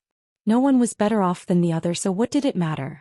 There were quite a lot of people who agreed with this theory. After all, low-level cultivators like them couldn't live for 500 years. After they died, who would care about the flood? The Guifang Demon Monarch's young disciple these cultivators mentioned should be Yang Qingji. In other words, Yang Qingji not only escaped unscathed in these more than 20 years of turmoil, but he also advanced to the middle stage of the core formation realm. Moreover, even the heavens were on his side, causing his rival senior brother to fall in the turmoil. In this way, his current days could be regarded as the end of his bitterness and the beginning of his happiness. Without his senior martial brother and sister suppressing him, he became Guifang Demon Monarch's disciple most likely to advance to the nascent soul realm. Guifang City would definitely support him with all its strength. From now on, no one would suppress him, and he would also become the real young lord of Guifang City. In the past more than 20 years, Nie Wuxiang's refining of the primordial devil aura was quite smooth, but the speed was a bit slow. Until now she still only refined 1/3 of it. In this case she still needed 50 years to refine this primordial devil aura for her own use. However, Nie Wuxiang said the subdued primordial devil aura had greatly improved her cultivation level. She estimated that in a few years she could advance to the late stage of the core formation realm. If she could successfully subdue all the primordial devil aura in 50 years, she could advance to the nascent soul realm. Nie Wuxiang was now a devil cultivator, so mental cultivation was no longer important to her. It didn't matter if she directly entered closed-door meditation here until she advanced to the nascent soul realm. As for Mo Tiange, her cultivation in the past more than 20 years was also very smooth. She didn't take too many medicinal pills, but with her qualifications, Mo Yaoqing's cultivation experience, and the rich spiritual aura in the virtual sky world, her cultivation speed was terrifyingly fast. Now she had reached the peak of the middle stage of the core formation realm and could enter closed-door meditation to advance to the late stage. Although she felt she passed this time's cultivation, Mo Tiange still decided to advance to the late stage first. Everything had its priorities. Her biggest problem now wasn't that her cultivation speed was too fast, but that her cultivation level wasn't high enough. Therefore, even if she had concerns about her unstable foundation, she still decided to advance to the nascent soul realm first. As for the problem of her mental state, it wouldn't be too late to consider it when she advanced to the nascent soul realm. After making this decision, Mo Tiange spent some time to buy the things she needed for her closed-door meditation. After informing Nie Wuxiang, she entered the virtual sky world to enter closed-door meditation. Sitting in the small room inside the virtual sky world, Mo Tiange didn't cultivate right away. In the past more than 20 years she didn't just spend her time cultivating. In addition, she also read all the books inside the virtual sky world. She had already used her tool refining technique to grind away the rust on the Fuxing sword in her hand. Although it hadn't recovered its former elegance, it was still faintly shining. She took out the Fuxing sword from her Qinkuan bag. The body of the sword was like a vast expanse of autumn water, cold and chilly. The shape of the hilt was simple and unadorned. Upon closer inspection, 2 ancient characters were engraved on the hilt, Fuxing. Although it was no longer mottled with rust, the whole sword was surrounded by a layer of faintly discernible devil aura. This devil aura looked very faint, but Mo Tiange couldn't get rid of it when she tried. She guessed that this sword had been left in the devil domain for several tens of thousands of years. Over time, the originally weak devil aura accumulated into a terrifying power, gradually corroding the masterless Fuxing sword. After several tens of thousands of years of accumulation, no matter how powerful the Fuxing sword was originally, it still couldn't resist the corrosion of time. She once asked Nie Wushang how to deal with this kind of situation, but Nie Wushang said she didn't have an answer. Although she grew up with Master Song Feng, the primordial devil great technique wasn't the same as the cultivation technique of devil cultivators. Besides, this kind of situation was too special, so she had no way of knowing. Mo Tiange turned to search for relevant information in the books left by the previous master of the virtual sky world. In the end, Fei Fei told her that in the Middle Ages, there was a secret treasure called spirit-quenching water. This thing was the nemesis of devil aura and was said to be able to eliminate everything related to devil aura. Fei Fei was idle and bored in the virtual sky world. Aside from cultivating and playing with Xiaohua, the rest of its time was to read books. It was originally a divine beast, so its intelligence wasn't inferior to that of humans. Its memory was even better. It almost never forgot anything. Mo Tiange found that book. Sure enough, there was a record of spirit-quenching water, but this water only appeared occasionally in the Middle Ages immortal realm. It was extremely rare and precious. The Middle Ages immortal realm that was called the Middle Ages immortal realm had long disappeared from the world and was nowhere to be found. Mo Tiange was greatly disappointed and could only give up for the time being. She occasionally took out the Fuxing sword to study whether there was any other way to eliminate the devil aura. In fact, according to Black Moon Devil Monarch, the current Fuxing sword already had a certain amount of power, so it wouldn't be a problem for her to use it as a magic weapon. However, if the devil aura on the sword could be eliminated, the sword could regain its former sharpness. Since this sword was the sword of Fu Yaozi, the #1 cultivator in Yunzhong's history, if it regained its former power, how powerful would it be? Even though Mo Tiange wasn't too greedy for magic weapons, she still felt agitated when she thought about this. She put away the Fuxing sword, then arranged the items she bought this time one by one. Although she didn't really need spiritual plants, cultivating in seclusion for more than 20 years still cost her a lot of spirit stones. There were most spiritual plants in the virtual sky world, but there were always some ingredients that couldn't be found here, so she had to buy them. Formation tools, talismans, and so on. Although they didn't cost much each time, they added up to a considerable amount. This was Guifang City, so Dao cultivators' things weren't cheap. In the past more than 20 years, Mo Tiange watched as her pockets flattened. In the past, she received a lot of offerings from the cultivation group, and Bishuan Court once again paid her several tens of thousands of spirit stones. In addition to the many Qingquan bags she picked up on Demonic Mountain and the belongings of cultivators she killed, she didn't take spirit stones seriously for a while. But even if she had too many spirit stones, they couldn't make up for so many years of not making any money. Moreover, the cost of reaching the core formation realm wasn't small. After realizing this, Mo Tiange began to plan carefully. As long as she controlled herself and avoided spending as much as possible, the spirit stones she had should be enough for her until she formed her nascent soul. Once she became a nascent soul cultivator, she naturally wouldn't need to worry about spirit stones anymore. In the end, she shook her head and threw these trivial matters to the back of her mind. She then tidied up the miscellaneous items, sat cross-legged on the praying mat, started to meditate and began to breathe. During this closed-door meditation, she definitely had to enter the late stage of the core formation realm. Chapter 429. In the sky above Guifang City, several people were standing in the air where the fog lingered. These people were all wearing monk robes and straw shoes. They were bald and scarred, holding Buddhist staffs and dressed like monks. However, the color and style of their kasayas were slightly different. Among them, the one with the most exquisite kasaya and the strongest momentum was an old monk with white eyebrows and a white beard. This old monk was sitting cross-legged on the lotus platform with his palms together and his eyes closed. He was surrounded by other monks with Buddhist beads hanging in front of his chest. "Jueshin, is it here?" the old monk asked. When he asked, his eyes were still closed, his face was calm and he didn't move at all. A middle-aged monk standing next to him lowered his head and answered, "Yes, master. I've investigated. The person we're looking for is here." The old monk nodded slightly. "Lead the way." "Yes," the middle-aged monk answered respectfully. Then he looked up and said to the others, "Junior Marshall brothers, let's go." Under the guidance of this middle-aged monk, a group of people hid in the fog and quietly sneaked into Guifang City. However, none of the cultivators in Guifang City noticed them. Even the city protecting restriction didn't move. At this moment, if there were high-level cultivators here, they would find that the old monk with a kind face was actually a cultivator in the late stage of nascent soul, and the disciples around him were all in the core formation realm. Emotienga opened her eyes, looked at her hands, and was overjoyed. With enough medicinal pills and 3 years of closed-door meditation, she finally advanced to the late stage of core formation realm smoothly.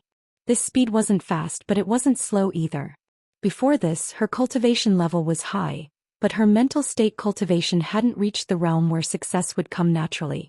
In the past 3 years while she cultivated, she used all kinds of panaceas to help her stabilize her spiritual aura and calm her mind. Only in this way could she smoothly advance to the middle stage of core formation realm step by step. For traditional Taoist cultivators like them, if their mental state wasn't strong enough, it would be much more difficult for them to advance.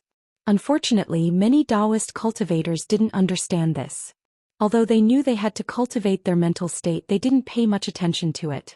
In this world, spiritual aura was scarce and cultivation was difficult, so many Taoist cultivators took the same path of cultivation as devil cultivators. They only pursued strength and didn't pay attention to mental state cultivation.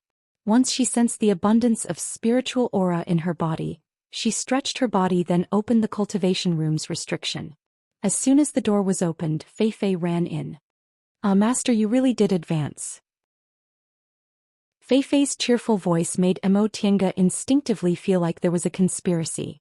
She asked warily, "What are you doing?" Fei Fei blinked. "Oh, I'm just saying." After a while, it wagged its tail and said, "Master, it's been 29 years. Emotienga understood what it meant. 29 years. It had been 29 years since they discovered that the South Pole Island had sunk. In other words, it had been more than 40 years since she left the celestial pole. The remaining time was less than 100 years. Although she accepted Wanderer Ziwei's task together with Taoist Fangjing, with Taoist Fangjing's cultivation level and lifespan, the possibility of him completing the task within 200 years was next to none, so she had to do it herself. Even if she couldn't do it, she had to return to Ziwei's Immortal's cave in the celestial pole. Otherwise, even if Wanderer Ziwei suddenly became kind and didn't want her to die, it would be useless. 29 years. Emotienga sighed. Time was tight. Since she hadn't taken care of the virtual sky world for 3 years, Emotienga spent some time tidying it up. She first ordered the 2 stone sculpture puppets to tidy up the medicinal fields and then to repair the bamboo house. As for the 3 spiritual beasts, they didn't need her care at all. Xiaohua grew up here, so it was more familiar with the spiritual plants in the medicinal fields than she was. As for Fei Fei and Xiaofan, they already had spiritual intelligence, so she didn't need to worry about them at all. Afterwards, she left the virtual sky world. As soon as she stepped out of her cultivation room, the door of Nia Wushang's cultivation room opened at the same time. Sure enough, you made a realm breakthrough smoothly. Nia Wushang, who was sitting cross-legged on the stone bed, raised her head and smiled at her. Emotienga looked at her with surprise. You also made a realm breakthrough. Nia Wushang was now in the late stage of the core formation realm. Her primordial devil aura had converged a lot, but her power had become stronger. Nia Wushang straightened her clothes, got off the bed and walked out of the cultivation room. The 2 of them sat down casually in the hall. When we first met, I was in the late stage of the foundation building realm and you were in the middle stage. My cultivation level was higher than yours and I'm older than you, so how could I fall behind you? Emotienga was stunned, then burst into laughter. You actually remember this? In the cultivation world, it was very common for the younger to have a higher cultivation level than the older. Very few people would judge their cultivation level by age, unless they thought highly of themselves and were unwilling to admit defeat. Emotienga didn't expect Nia Wushang to be so competitive. I always have to find some motivation for myself. Nia Wushang said sternly, "By the way, since you've advanced to the late stage, what are you going to do next? It doesn't matter to me now. It doesn't matter if I enter closed-door meditation here until I reach the nascent soul realm, but you don't seem to be able to, right?" This was exactly what Emotienga was worried about. She thought for a while, then said with a sigh, "What else can I do? The turmoil in Yunzhong is almost over, so it shouldn't matter if I go out now. That being the case, I'd better go find Ling Yunhe." On one hand I can collect my debt and on the other hand I can ask him for information. Nie Wuxiang nodded. That's a good idea. She then smiled. Have you asked around? Is Ling Yunhe still alive? This. Mo Tiange also didn't know. In Guifang City the news she heard were all mixed. Eastern Tang was after all a bit far away. Even if Jiyan sect was the #1 sect in Yunzhong, devil cultivators didn't have much interest in its sect head. However, Ling Yunhe shouldn't be that unlucky, right? No matter what, he's the sect head of Jiyan sect and he's favored by the elders. He shouldn't have been sacrificed, right? Probably. Nie Wuxiang shrugged. She didn't care about Ling Yunhe. In any case, the debt he owed her wasn't very useful now. When are you going to leave? Probably. Just as she was about to say something, she suddenly felt a chill on her back. She and Nie Wuxiang looked at the door at the same time, looking vigilant. There's someone, Nie Wuxiang said in a low voice. Mo Tiange nodded lightly, stood up and completely activated the restrictions around the cave. At the same time she spread her divine sense. They're coming for us, she said. It was very easy to distinguish this point. The cave they chose was very remote. Although there were other cultivators living in the surroundings, they laid restrictions and didn't receive any voice transmissions, so those cultivators were smart enough not to disturb them. But now there were several auras outside that were heading straight for their cave abode. Among them there was one aura that was even more shocking. Nascent soul cultivator. Nie Wuxiang also sensed it and her expression was a bit strange. Why are there nascent soul cultivators? Moreover, their auras are extremely strong. They don't seem to be ordinary people. They lived with nascent soul cultivators all year round, so based on their experience, it was very easy to distinguish between the early stage and the late stage of the nascent soul realm. This person's aura was definitely that of a late-stage nascent soul cultivator. Moreover, his aura was deliberately restrained and he was deliberately coming for them.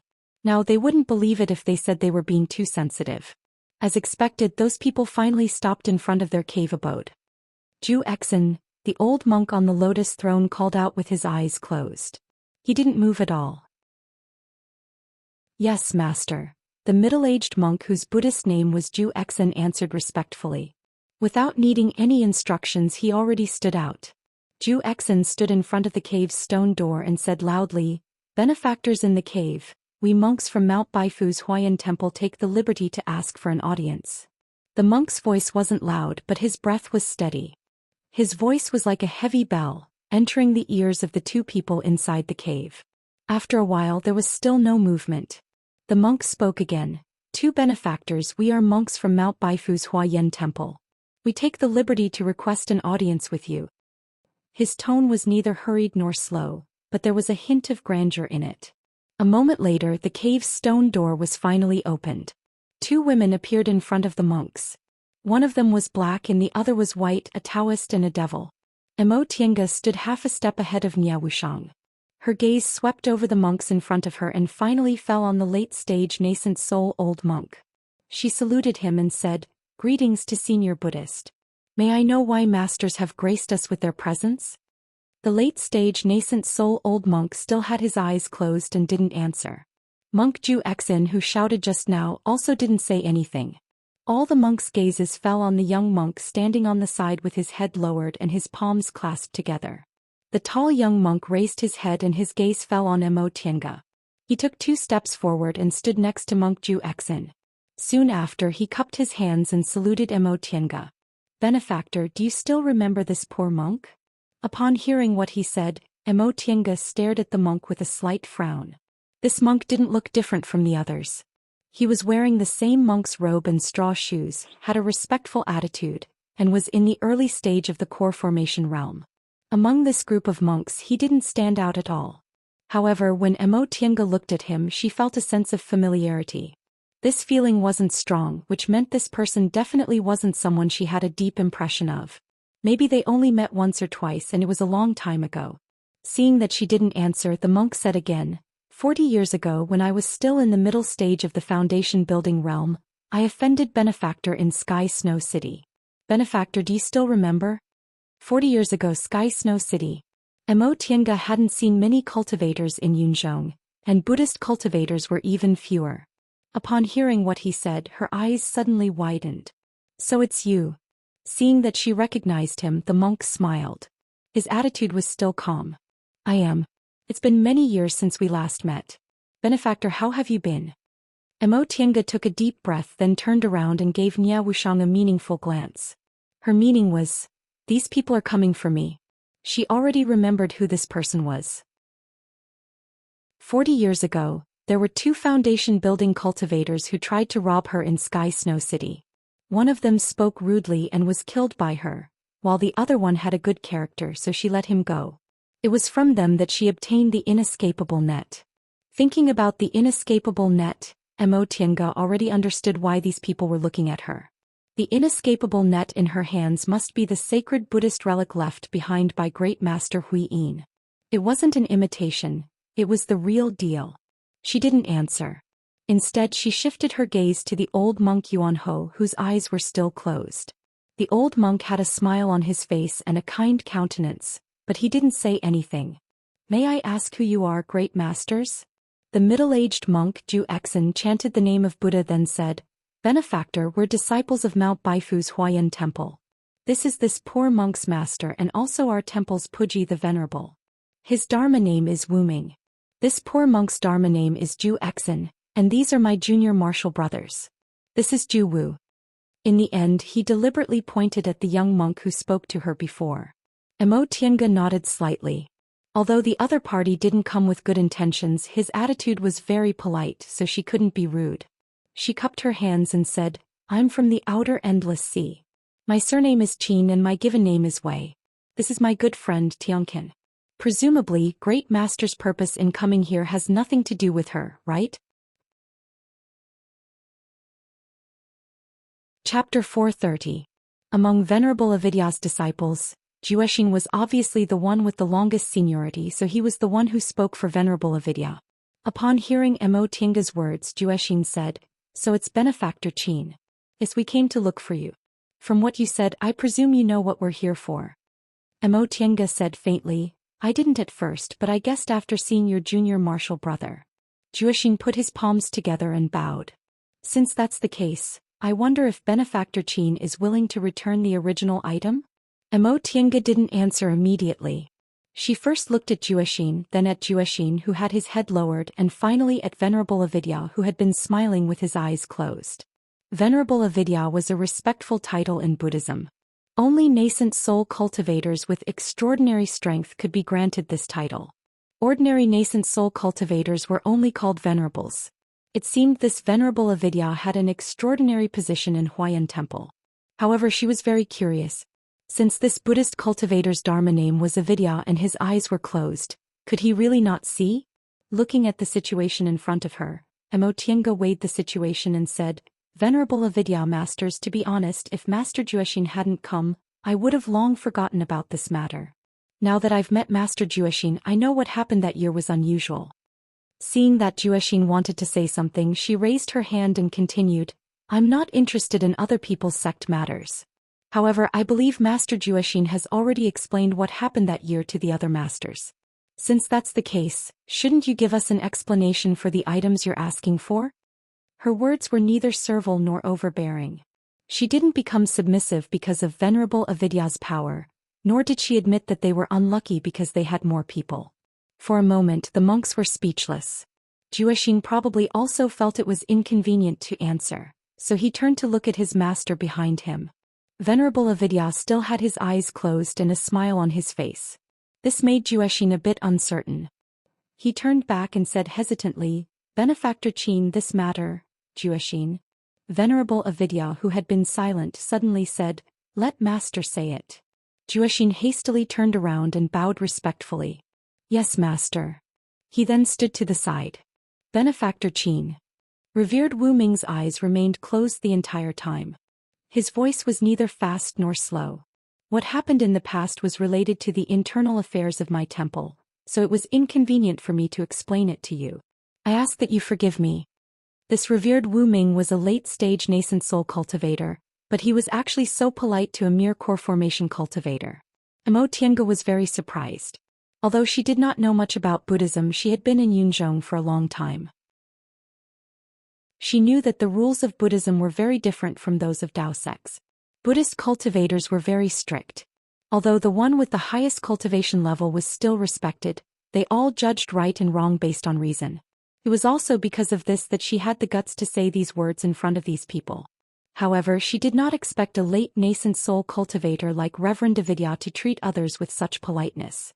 This made her a little embarrassed. Senior. Emotienga cupped her fists and said, Junior has no intention of prying into the affairs of your esteemed temple. It's just that you've come to my immortal's cave with such a great commotion, and you even want to ask for magic weapons, so you must give me an explanation.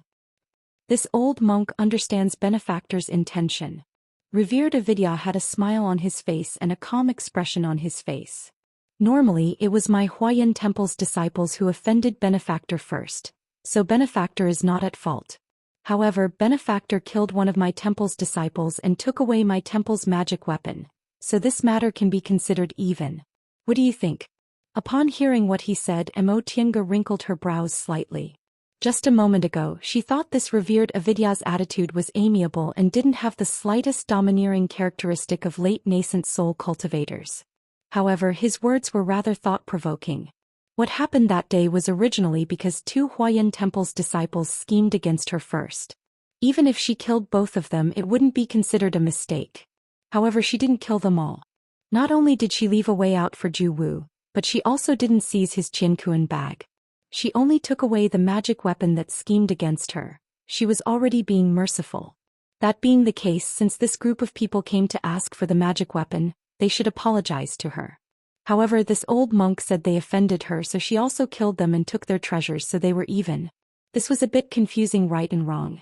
Emotienga thought in her heart that a late nascent soul cultivator was a late nascent soul cultivator after all. No matter how amiable he was, he still wasn't willing to lose face in front of his juniors. However, this actually aroused her temper and she couldn't help but want to argue with this revered Avidya. With that thought in mind, Emotienga revealed a smile and said, What senior said makes sense. Seeing that she agreed, revered Avidya continued to say, Since benefactor doesn't have any objections, could you return our temple's magic weapon? Heh. Emotienga chuckled. She stared at revered Avidya in front of her and said unhurriedly, Senior just said that two of your temple's disciples offended me first, so it's not wrong for me to kill one of them and take away the magic weapon, right? Revered Avidya nodded. Yes. That being the case between me and your temple, there's no longer a problem of who owes whom, right? Revered Avidya paused for a moment before answering, Correct. Emotienga smiled. That being the case, isn't Senior pressuring me by asking me to directly hand over the magic weapon? All the monks were dumbfounded. Even revered Avidya didn't answer. After a moment of silence, someone among the monks couldn't hold back anymore and shouted, Benefactor, the inescapable net is our temple's precious treasure. My master asked you nicely for it, but you actually, Juahue? Jueshin shouted, Pastor's here. You can't be rude. The monk glared at Emotienga reluctantly, then lowered his head to accept the instruction. Yes, eldest martial brother. After a while, revered Avidya finally spoke. Benefactor, this old monk might as well speak frankly. Keeping that magic weapon in your hands is a disaster, not a blessing. If you hand it back to this old monk at first glance, it might seem like you've suffered a loss, but when disaster strikes, you'll know what this old monk said isn't false. Emotienga remained unmoved. But if I hand this thing over to Senior, it'll definitely be of great benefit to Senior. Nevertheless, revered Avidya said, Benefactor, if someone else came here they definitely wouldn't be so polite. Emotienga raised her eyebrows, but in the next second she smiled. A late nascent realm cultivator was a late nascent realm cultivator after all. Although he spoke politely, he didn't want to suffer a loss at all. The meaning of his words was clear. With my status and cultivation level, how could I be polite to you? Yet you still don't know what's good for you? She naturally knew she had to hand over the inescapable net in front of a late nascent realm cultivator. However, she wasn't willing to keep it safe for someone else for 40 years, so she had to get something back, right? She sighed. In any case, Senior is a late nascent realm expert. Do you really want to be calculative with a small cultivator like me? Upon hearing this, revered Avidya paused for a moment, then suddenly smiled. From the moment he appeared until just now, His expression had been benevolent and his words had been gentle, maintaining the demeanor of a senior eminent monk. It wasn't until now that he finally showed a little bit of humanity. With his eyes still closed, he said with a smile, "It's my fault as a senior. Little fellow Taoist, what benefit do you want? Just tell me directly." From benefactor to little fellow Taoist, the way this revered avidya addressed her was undoubtedly one step closer. Emotienga knew her behavior didn't annoy him. In fact, he even had a little favorable impression of her, which made her feel relieved. Even though she was bold, wanting to ask for benefits from a late nascent realm cultivator she didn't know, she was still worried. After pondering for a moment, she took out something from her Qiankun bag and spread it on her palm. "Senior, Junior isn't someone who doesn't know what's good for her. Since this thing belongs to your honorable temple, I'll return it to you." As soon as she took out the inescapable net, everyone's gazes immediately focused on her hand. Ju Exen cried out involuntarily, "It's the inescapable net. It's really the inescapable net." Ju Wu, who was standing on the side, chanted Buddha's name and muttered excitedly to himself, "Master, the sacred object is finally back." Disciple didn't become a sinner of Huayan Temple. Emotienga took another look at him. When Ju Wu said that, his gaze was directed at the sky as if he was talking to someone who had already passed away. Could it be that revered avidya wasn't his master? This wasn't impossible. 40 years ago, Ju Wu was only a foundation-building cultivator, but he had a Buddhist sacred object in his possession. This was already unusual. If he really was revered avidya's disciple, how could he and his junior martial brother have been driven out and reduced to the point of robbing passers-by? Presumably, this matter involved Huayan Temple's secrets. Seeing Emotienga taking out the treasure so straightforwardly, the smile on revered avidya's face became even brighter.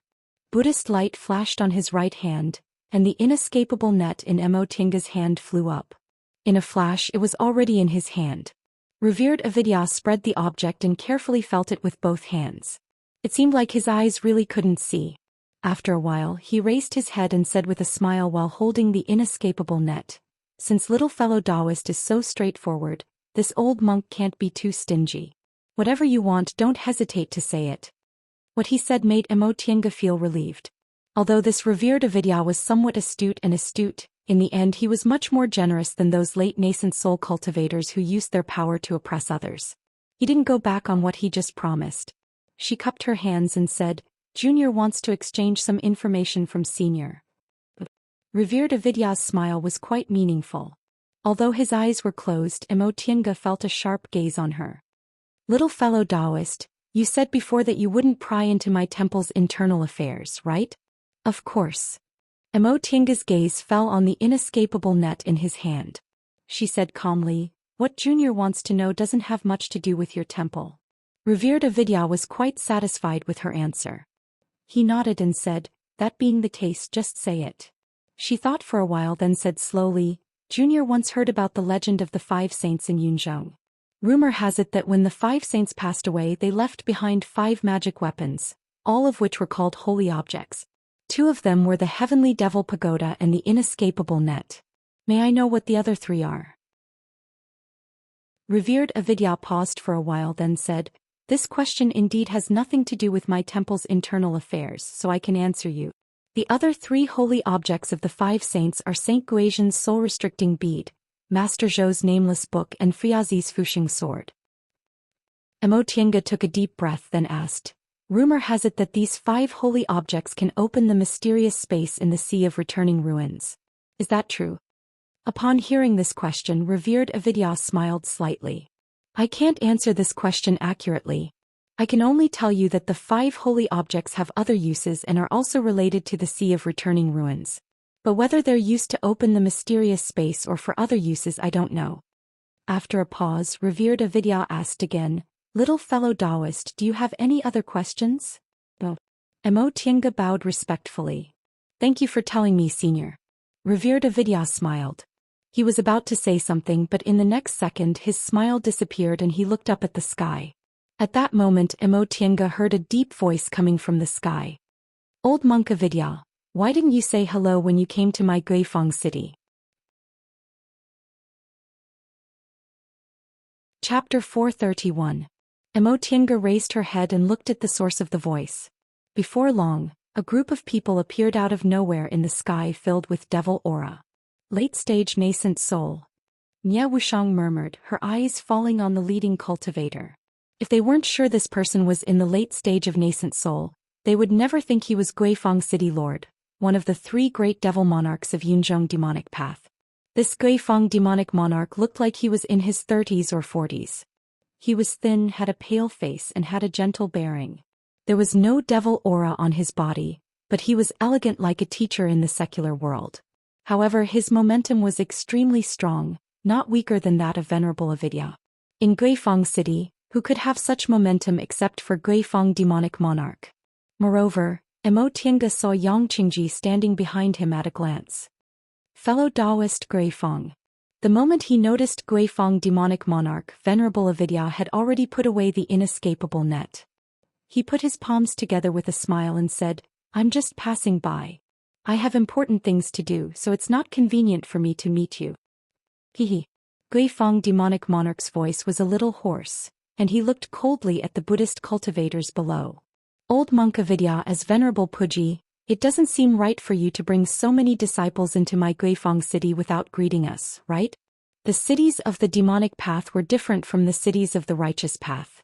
Whether it was the state of Eastern Tang or the state of Southern Zhou, they all had their own royal families and prefectures. Even in a cultivation city like Sky Snow City, there were officials appointed by the imperial court to manage the mortals and take care of mundane affairs. Sky Snow City was under the influence of Ling clan, but nominally, anyone could come and go. However, Demonic Path City was built by the city lord and belonged to him. It had nothing to do with the royal family of Northern Qilan Nation. Therefore, Guifang City was actually Guifang demonic monarch's private territory. Venerable Avidya came to Guifang City, but he didn't greet Guifang demonic monarch and didn't go through the city gate. How could Guifang demonic monarch just let it go? However, Emotienga was very curious. No matter what, Guifang devil monarch was one of the 3 strongest devil monarchs, and Guifang City was also his private territory. Why did he only find out after revered Avidya brought his disciples into Guifang City? Could it be that revered Wu Ming had some secret technique that blocked the Ghost Square demon monarch's divine sense? However, a late Yuan cultivator was a late Yuan cultivator after all. Although he was a bit late, he still arrived before revered Avidya left. Venerable Wu Ming, on the other hand, was still smiling, and there was not even a hint of guilt on his face. "Fellow Taoist Guifang, why do you have to be so calculative?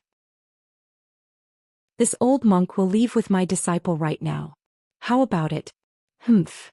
Ghostcraft Fiend Monarch said coldly, "Old monk, you have a good plan. You want to leave? Leave it here first." "Something?" Revered Wu Ming looked surprised. "Fellow Taoist Guifang, what are you talking about?" If she hadn't personally handed the inescapable net to Venerable Avidya just now, Emotienga would have thought he really didn't take anything. Such a benevolent-looking eminent monk actually acted like a scoundrel so naturally, it really made people speechless. Ghostcraft Fiend Monarch's expression darkened. "Old monk Avidya, don't be so shameless. This is Guifang City, not your Baifu Mountain. This old monk may be old, but his eyes aren't blurry. There's no need for fellow Taoist Guifang to remind me," revered Avidya answered with a smile. Seeing Ghostcraft Fiend Monarch's darkened expression, Emotienga pulled Nia Wushang and cautiously retreated a few steps, hiding inside the cave.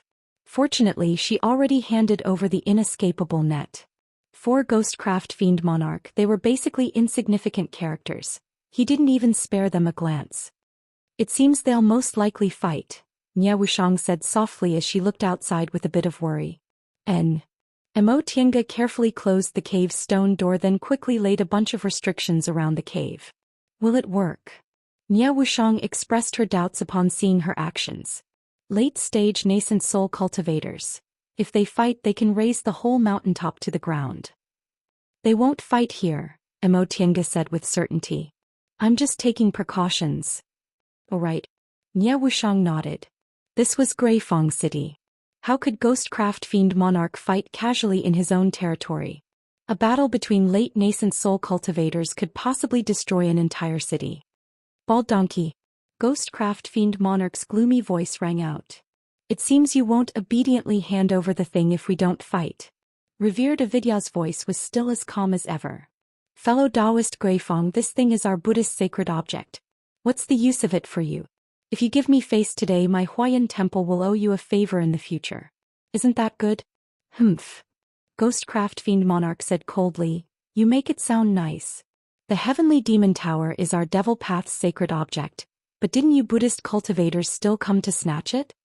Judging from his tone, Ghostcraft Fiend Monarch was extremely resentful. Could it be that the Buddhist cultivators played a part in his failure to snatch the Heavenly Demon Tower this time? Fellow Taoist Guifeng. Revered Avidya dragged out his tone as if he was patiently persuading him. The matter regarding the Heavenly Demon Tower was out of control in the end. We also had no choice. Now that it's over, it's useless to argue about it, isn't it?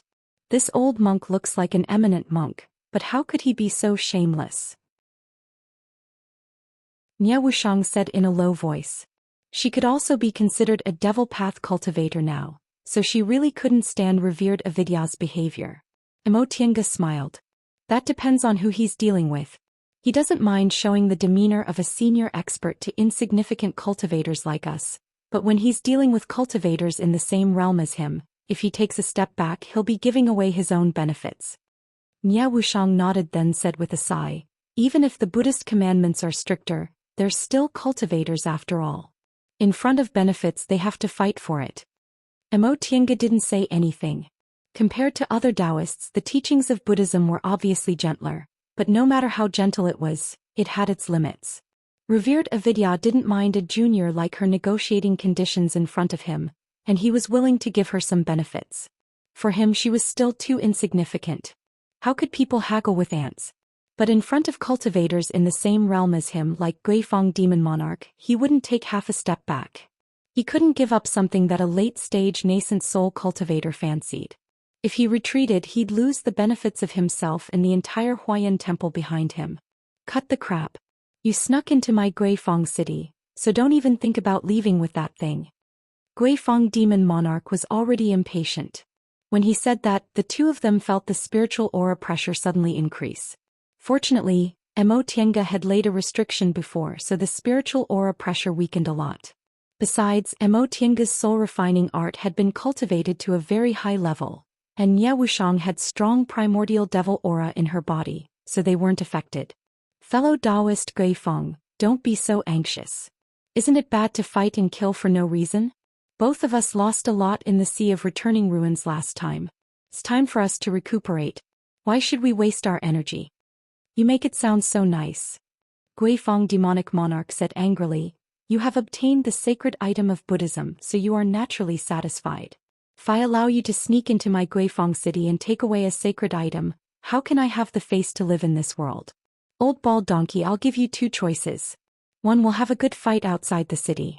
If you win, you're free to come and go and I won't say a word. If you lose, you'll leave the thing behind obediently, and you can still leave safely with your disciples. 2. I'll directly activate Guifeng City's Great Restriction and kill you and your disciples at the risk of destroying the city. What do you think? Choose one. In the end, Guifeng Demon Monarch's tone became gloomy. Obviously, he couldn't let this matter go. These two choices were very simple. Either one fight to decide the outcome or the other fight to the death. What Emotianga guessed was right. This was Guifeng City, so Guifeng Demon Monarch couldn't possibly not care about it at all, so he proposed the first solution. In this way, Guifeng City could be unscathed, and Venerable Avidya wouldn't be distracted by the safety of his disciples. However, whoever lost would lose the holy object and they couldn't go back on their word. But if they chose the second solution, it would be a fight to the death. Guifeng Demon Monarch would bet Guifeng City, while Venerable Avidya would have to pay with his and his disciples' lives. At first glance, this solution seemed to make Guifeng Demon Monarch suffer more losses, but Guifeng City was a place he had been managing for 1,000 years. How could he let others come and go? Once he activated Guifeng City's Great Restriction, Venerable Avidya would most likely die no matter how powerful he was. Of course, with the great divine power of a late nascent soul cultivator, Guifeng City and all the cultivators in the city would disappear from the world. At that time, although Guifeng Demon Monarch survived and obtained the Buddhist holy object, his 1,000-year foundation would be destroyed in a day. Moreover, he was very likely to be seriously injured and his cultivation level might be greatly damaged. In the end, he wouldn't have a good ending. It wasn't easy to cultivate to the nascent soul realm. Breaking through to the late stage of the nascent soul realm was even more rare among nascent soul cultivators. The higher the level of a cultivator, the more they cherished their lives. The first solution was the one that suited their interest. However, in addition to this, it also depended on Venerable Avidya's confidence and the importance of this Buddhist holy object. If Huayan Temple didn't hesitate to use the whole temple to retrieve this Buddhist holy object, then Venerable Avidya would have to fight Guifeng Demon Monarch even if he had to sacrifice the lives of himself and his disciples. "Hey, fellow Taoist Guifeng." Venerable Avidya's voice sounded very helpless. "Do you have to leave no way out?" "Humph. No need to talk nonsense, just choose." After that, there was no more conversation. Mo Tiange and Ye Wushang felt the spiritual aura pressure getting stronger and stronger. In the end, it was so strong that the two of them felt uncomfortable. From time to time, the sound of other disciples coughing up blood because they couldn't bear the spiritual aura pressure came from outside. Since fellow Taoist Guifeng is determined, this old monk won't say much. "Please go ahead." This time, Venerable Avidya's voice became solemn and deep.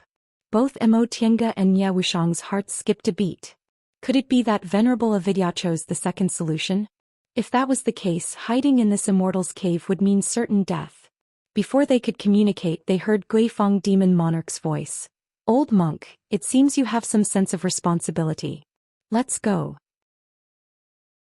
Right after he finished speaking, one of the auras instantly went far away. The two of them heaved sighs of relief. It seemed Venerable Avidya chose the first solution. The crisis in front of them finally had nothing to do with them. Soon after, the auras at the entrance left one by one. Finally, there was no one left. Mo Tiange and Ye Wushang looked at each other. Both of them heaved long sighs of relief. This was really an unexpected disaster. Chapter 432. Guifeng Demon Monarch, Venerable Wu Ming and the others all left, but Mo Tiange and Ye Wushang were still worried about this matter. Although a late nascent soul cultivator like Guifeng Demon Monarch wouldn't take them seriously, other people in Guifeng City might not. It would be fine if Guifeng Demon Monarch won in this trip, but if he lost, his disciples and subordinates would probably come to trouble them. The two of them didn't return to the cultivation room for a while but sat in the hall of the cave in silence. After a while, both of them were shocked and looked out of the cave. They both felt the amazing fluctuations coming from outside Guifeng City. Obviously, the two late nascent soul cultivators had started to fight. The power of late nascent soul cultivators can't stop Guifeng City even if there are restrictions to protect the city. Ye Wushang sighed. Even they were affected, so it could be seen how strong the spiritual pressure was when the two of them fought. Ye Wushang was right. Guifeng City was in a panic because of the spiritual pressure from the two late nascent soul cultivators. Countless low-level cultivators and mortals vomited blood. Unable to control themselves, they had to hide in the formation arranged by the city lord's mansion. The high-level cultivators stopped their closed-door meditation without exception, walked out of their caves and looked outside the city anxiously. This turmoil lasted for 3 days. 3 days later, the fluctuations outside the city finally stopped. Guifeng Demon Monarch lost. Ye Wushang opened her eyes and said. Mo Tiange knew she had a treasure with her, so she was very sensitive to devil aura. Since she said so, it was most likely true. Should we leave here? Ye Wushang hesitated. It's better to find another quiet cave for closed-door meditation, but my situation is different from yours. I just advanced to the late nascent soul realm, so my devil aura is not very stable. Mo Tiange frowned. I'm fine. After I advanced, I spent some time to stabilize my realm.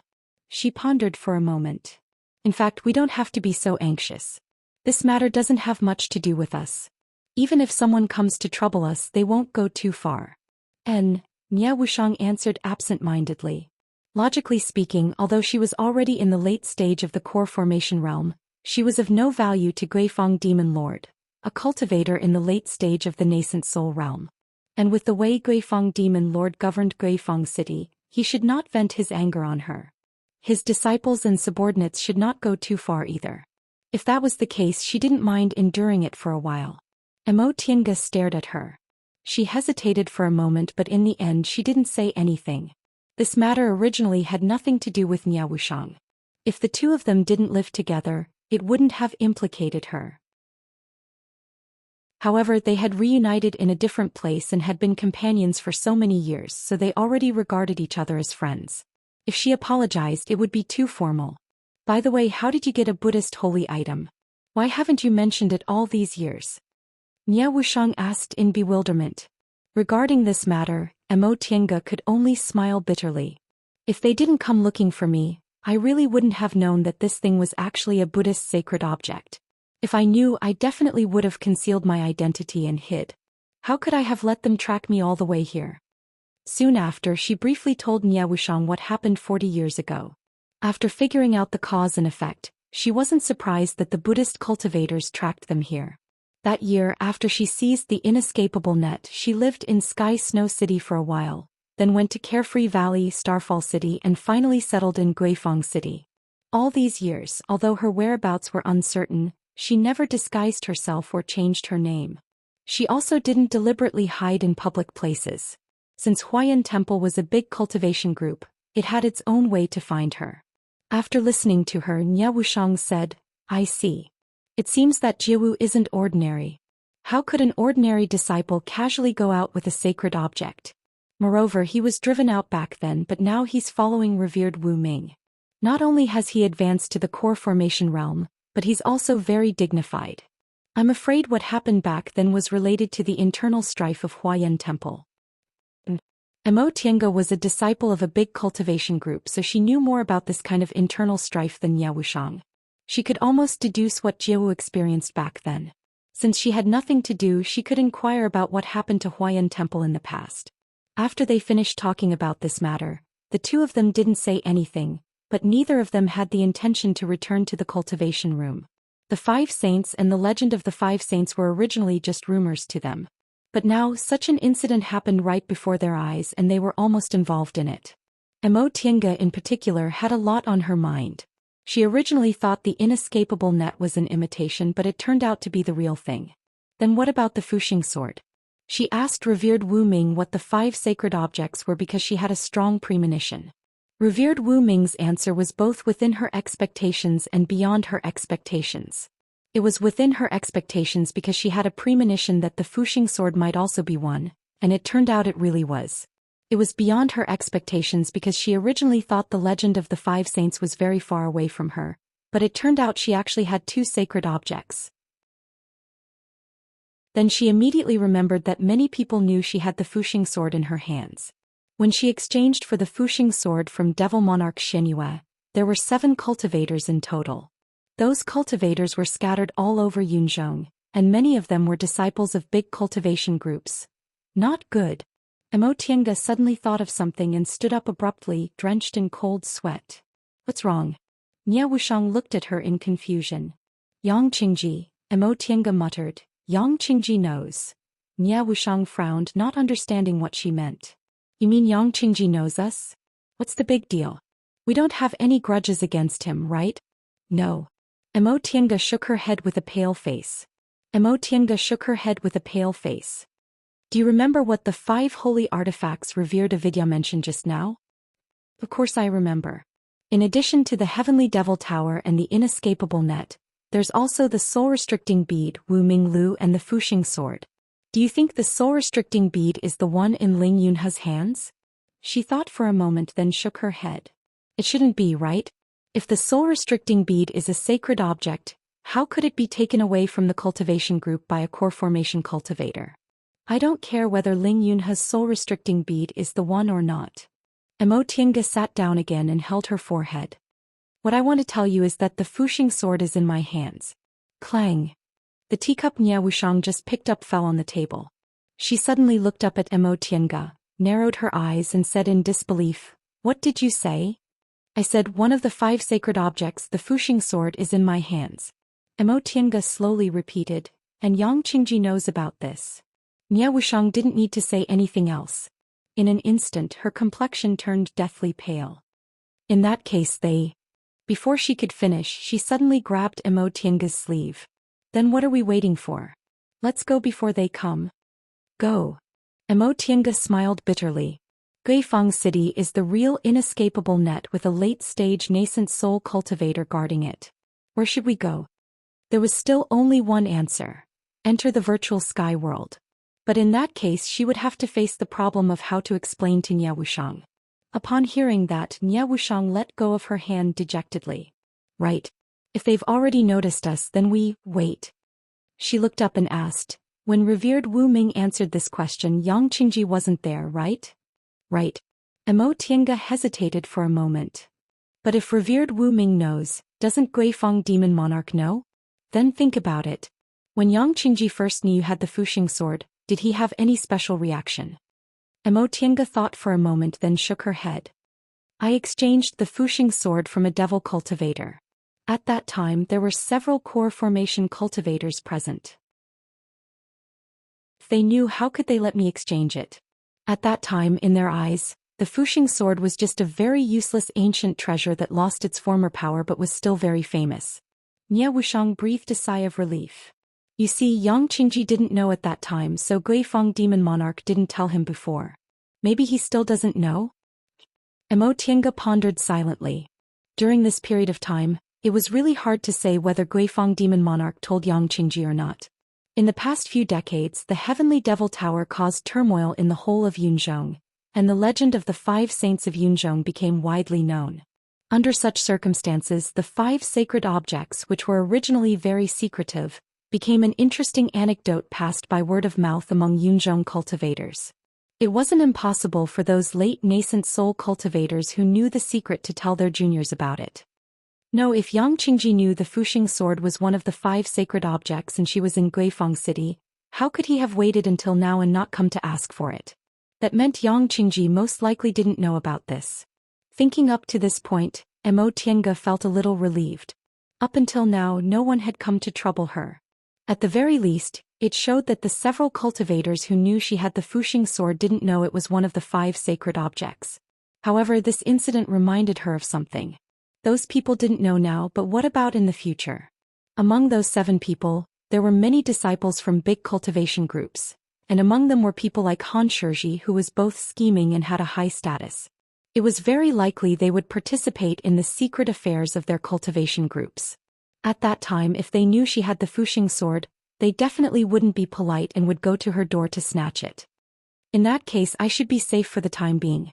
But now I have to disguise myself and hide my identity. Seeing that Emotianga understood, Nie Wushang also relaxed and said with a smile, You still want to hide your identity? Even your name is fake. Emotianga also smiled. She really didn't use her real name much outside. When she was young, she changed her name to Yi Xiaotian because of her father's clan. After she came to Yunzhong, the name Qin Wei came from her Taoist name.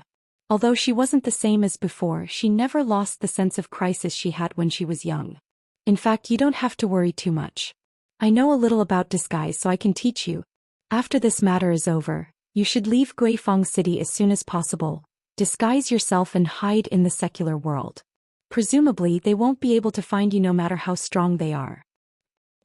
Based on the current situation, this was already a relatively good method. Emotianga thought about it and sighed. Inescapable net is fine.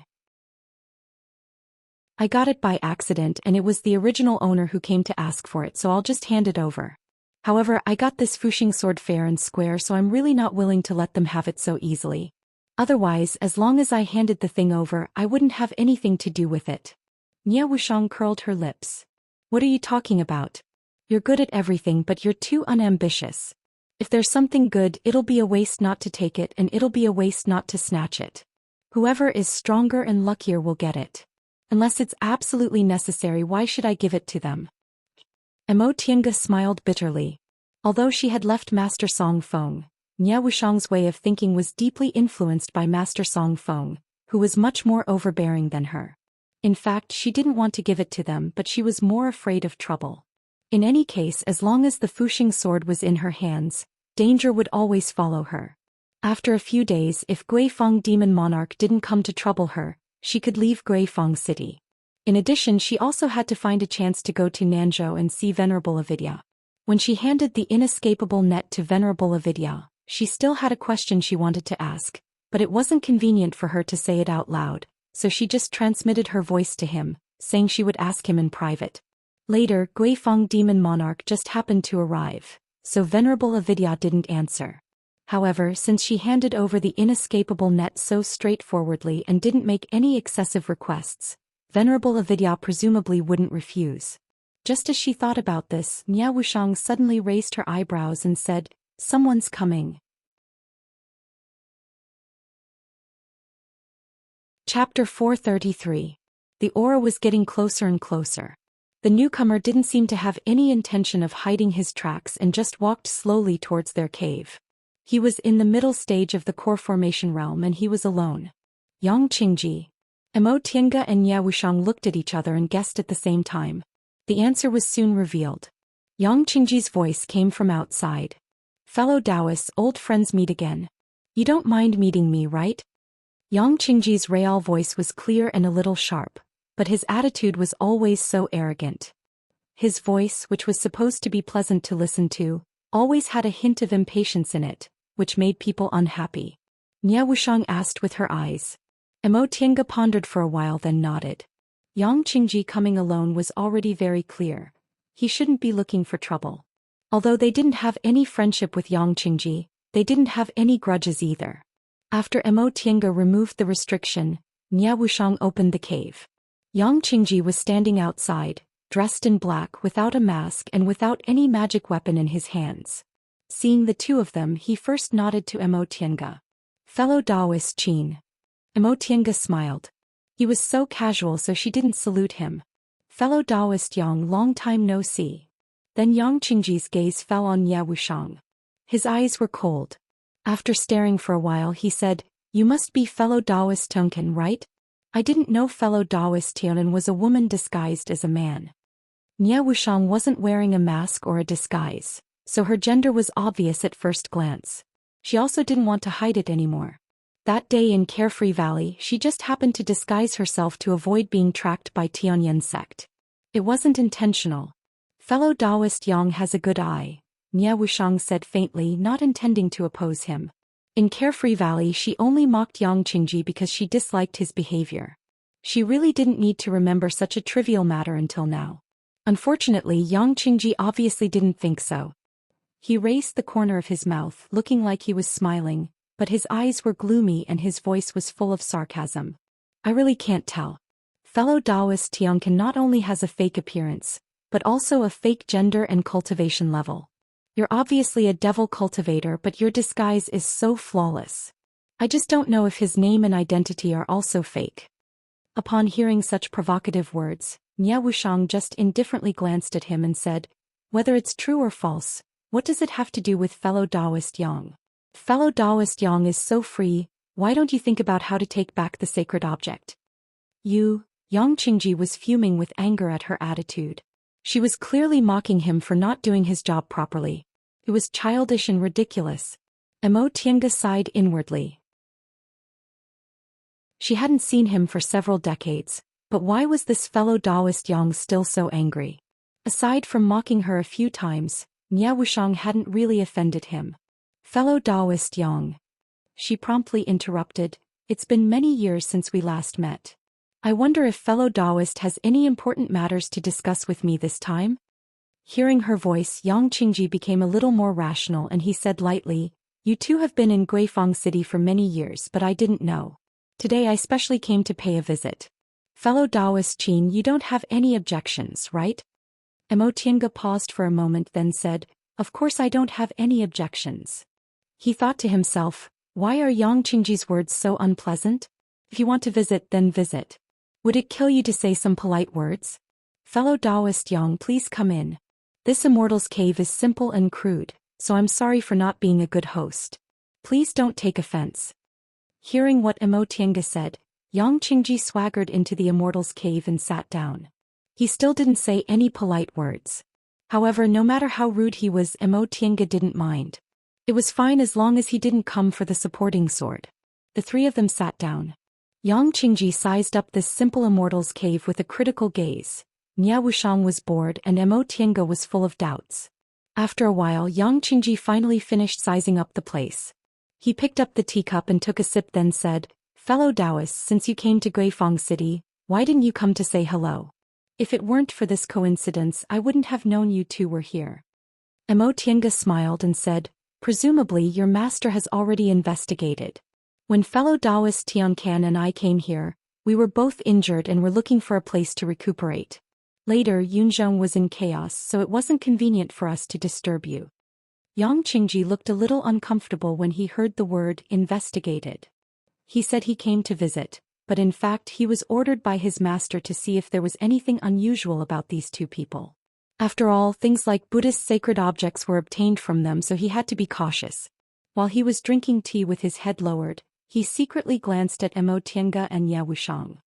He only felt relieved when he found that their expressions were normal, as if this kind of thing was common and they didn't care about it at all. However, he was thinking too much. Not to mention that they didn't have any friendship. Even if they did, it wouldn't be a big deal for them to come and probe them when they encountered such a big event. Mo Tiange and Ye Wushang were used to it, so why would they care? This also showed that although Yang Qingji's master was complicated, he himself didn't understand the ways of the world. Fellow Taoist Yang. Since Yang Qingji didn't say anything for a long time, Mo Tiange had to break the silence first. "We haven't seen each other for 40 years since we parted at Carefree Valley. I didn't expect you to advance to the middle stage smoothly. Congratulations." Yang Qingji said uncomfortably, "Why are you so polite, fellow Taoist Qin? If you want to congratulate me, it's the two of you who advanced to the late stage. My achievement isn't worth mentioning." Mo Tiange said with a smile, "How is it the same? Fellow Taoist Tiancan and I have been hiding in Guifang City all these years and haven't gone out to gain experience. On the contrary, fellow Taoist Yang not only escaped from the turmoil in Heavenly Devil Tower, but also advanced. This is much better than us cultivating in seclusion." Although it was a compliment, Mo Tiange wasn't talking nonsense. They hadn't seen the situation in Yunzhong in the past few decades, but they knew how tragic it was from the news outside.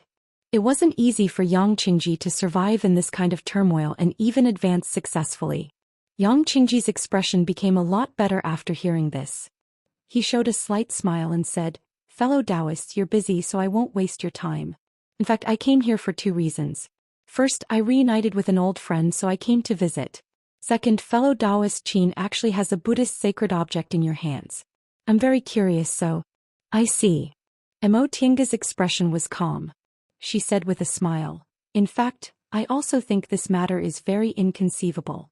If Huayan Temple hadn't come looking for me, I wouldn't have known I had a precious treasure. Alas, I had a precious treasure but didn't know it. When I found out, I had to hand it over. It's obvious that this thing really doesn't belong to me. It's useless to ask for more." When she said this, Mo Tiange looked regretful and deeply regretful. Seeing that she didn't seem to be pretending, Yang Qingji couldn't help but sympathize with her. He said, "Fellow Taoist Qin, you don't have to feel too regretful. The Heavenly Devil Tower alone caused several decades of turmoil in Yunzhong and countless cultivators died. It's clear that sometimes having a precious treasure isn't a good thing. Cultivators like us don't have enough strength to hold this kind of magic weapon, so it's better to hand it over. Otherwise, it's not worth it to lose our lives." Fellow Taoist Yang is right. Mo Tiange readily agreed. "If I didn't think that way, I also wouldn't have been willing to hand over this treasure. Who told us to have low cultivation levels? There are some things we can only endure." It's good that fellow Taoist Qin can think things through. When Yang Qingji said this, his tone was a bit awkward. Once he finished speaking, he impatiently asked, "May I know how fellow Taoist Qin obtained this Buddhist holy relic?" Mo Tiange already knew she had to explain everything, so she didn't waste any time. She told them what happened 40 years ago. In the end, she said, "Speaking of which, not long after, I met fellow Taoist Yang, but I don't know if fellow Taoist Yang was in Sky Snow City at that time." "I see." Yang Qingji felt it was a pity. At that time he seemed to be rushing to Sky Snow City, but unfortunately he almost missed the holy relic. However, even if he ran into it, it would have been useless. At that time he had no idea this thing was one of the 5 holy relic. Feeling there was nothing to ask about this matter, Yang Qingji changed the subject. "May I know what fellow Taoists plan to do next?" Seeing that Yang Qingji didn't ask any more questions, Mo Tiange breathed a sigh of relief and said with a smile, "What else can I do? Fellow Taoist Yang also knows I'm not from Yunzhong. If it weren't for the turmoil in Yunzhong these past few decades, I would have left and returned to my hometown. Now that the turmoil has gradually subsided, I'll leave as soon as I finish dealing with my own affairs." Oh, I forgot. Speaking of which, fellow Taoist Qin, you've been in Yunzhong for a long time. You haven't returned for a long time. You must miss your family very much, right? Yes. Mo Tiange's eyes were filled with longing. Maybe they'll come to Yunzhong. What about fellow Taoist Tiancan? Yang Qingji shifted his gaze to Nie Wushang. Why haven't you spoken? Nie Wushang seemed to be lost in thought. Upon hearing his voice, she glanced at him and said faintly, "I don't like to talk. What do you want to ask, fellow Taoist Yang?" Yang Qingji frowned slightly and repeated his question. "May I know what fellow Taoist Tiancan plans to do next?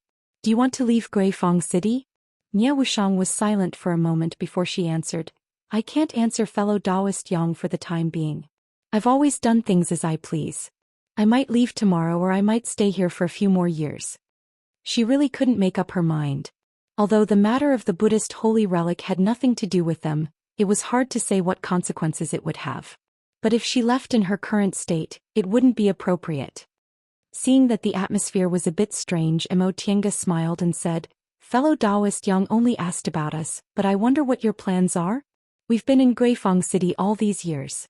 I heard you're the disciple most likely to advance to the nascent soul realm under your master, and you're very valued. Once you advance to the nascent soul realm, you might inherit the position of the city lord. It's really worth celebrating." When this matter was brought up, Yang Qingji didn't look happy at all. He said faintly, "Fellow Taoist Qin is considerate. Unfortunately, this isn't what I want." Upon hearing his words and tone, Mo Tiange really wanted to step on Yang Qingji's face. Even if he still looked like a teenager, he was already a core formation cultivator. No matter how young he was, he'd lived for more than 100 years. Could it be that he didn't know how to say polite words? This time she didn't feel like replying. The three of them sat in silence for a while. Yang Qingji finally realized the atmosphere wasn't right. He looked at Mo Tiange, then looked at Nie Wushang. He wanted to say something, but in the end he swallowed his words and said gloomily, "Fellow Taoists, it seems you have something to do, so I'll take my leave first. I'll visit you again later if I have the chance." Upon hearing what he said, Mo Tiange and Nie Wushang finally smiled and stood up to see him off. "Fellow Taoist Yang, please go ahead. We'll meet again if there's a chance." Yang Qingji looked at Nie Wushang's rare smile and felt even more depressed. He casually cupped his hands, then stood up to leave. Chapter 434. Yang Qingji's visit basically showed Guifang demon monarch's attitude. The Buddhist sacred object was no longer in Mo Tiange's hands, so the two of them had no value to Guifang demon monarch. Since Yang Qingji didn't say anything, they shouldn't have any trouble. Mo Tiange breathed a sigh of relief, but she wasn't completely relieved. She still had the Fuxing sword, so she had to hide her traces as soon as possible before others found out. Nie Wushang also understood this, so she hurriedly taught her some disguising techniques and taught her the appearance mimicking technique. The so-called appearance mimicking technique was actually a kind of illusion technique. This kind of technique could even fool high-level cultivators, but Nie Wushang said that since it was a technique, it could be cracked. Although her technique could be regarded as high-level, it probably couldn't fool late-stage nascent soul cultivators. For this reason, Nie Wushang especially told her that it'd be best for her to master the art of disguise as soon as possible. The crudest method was also the one that was the hardest to crack. If she could dress herself up perfectly, it wouldn't matter how strong other people's divine senses were. Mo Tiange agreed to each of her instructions, then she bid farewell to Nie Wushang and quietly left Guifang City. Of course, Guifang demon monarch must have known about this. However, she was useless now, so no one came to stop her. She boldly left Guifang City, fled east for several hundred miles, and entered the complex mountain range of northern Lin country. There were neither outstanding spirit veins nor dense devil aura here. Except for a few low-level cultivators, there was no one else here. Mo Tiange carefully paid attention to her back. After finding no traces of others, she entered the virtual sky world and disguised herself according to Nie Wushang's instructions. She stayed in the virtual sky world for several days. Even if someone really followed her, they should have left, so Mo Tiange left the virtual sky world.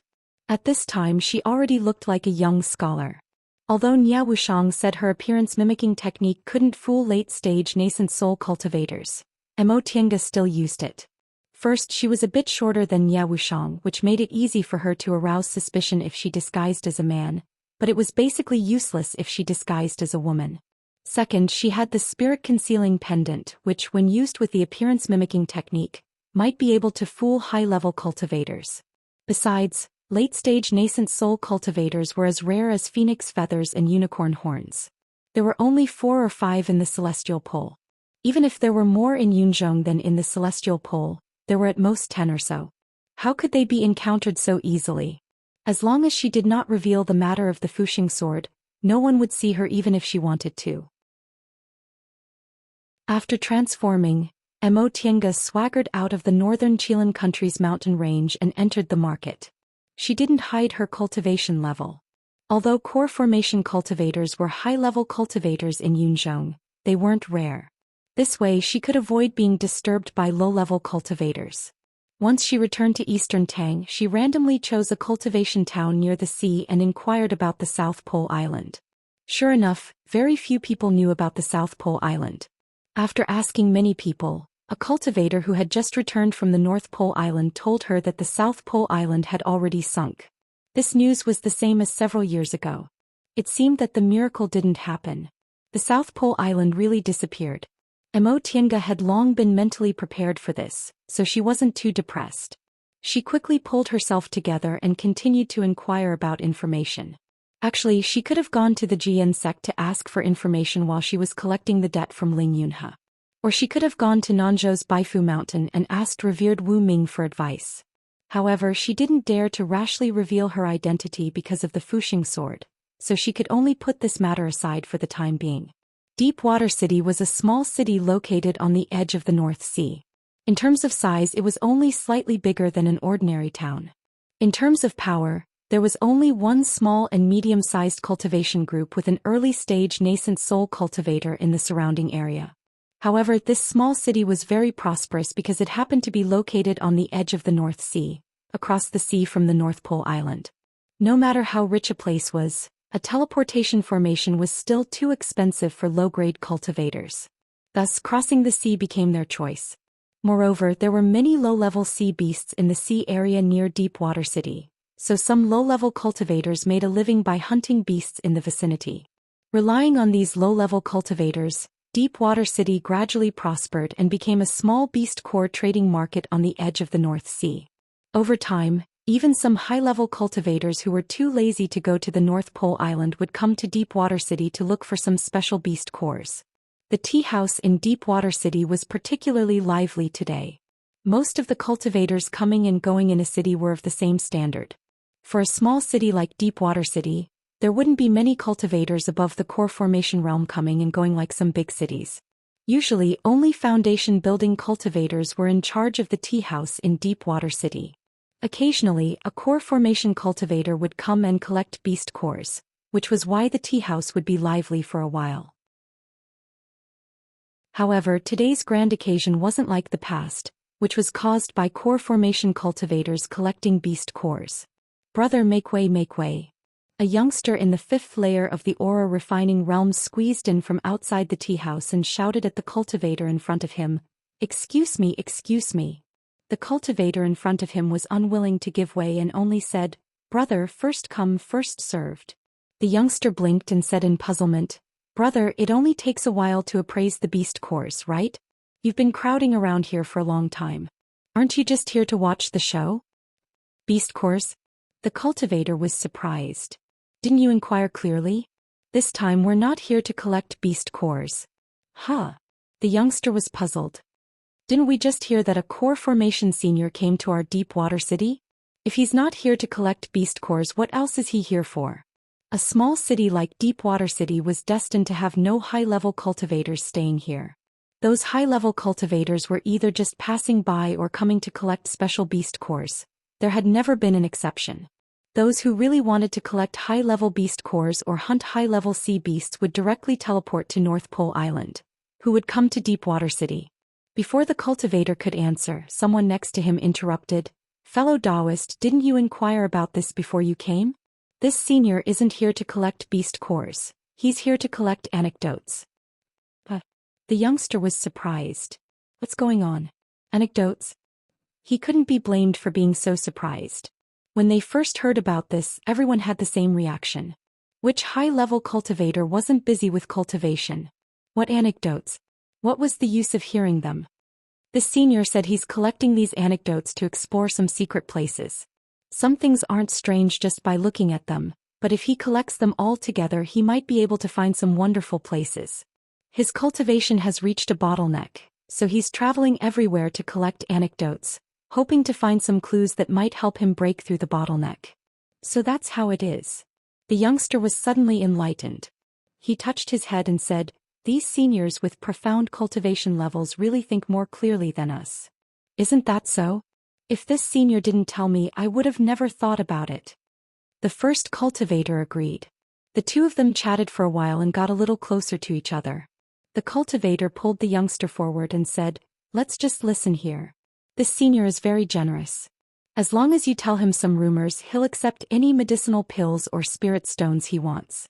If someone asks for guidance, he won't refuse. Let's listen on the side. Maybe we'll gain something."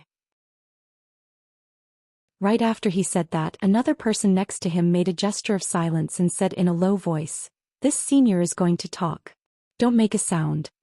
The cultivator promptly shut his mouth and listened attentively. After a while, a gentle male voice was heard.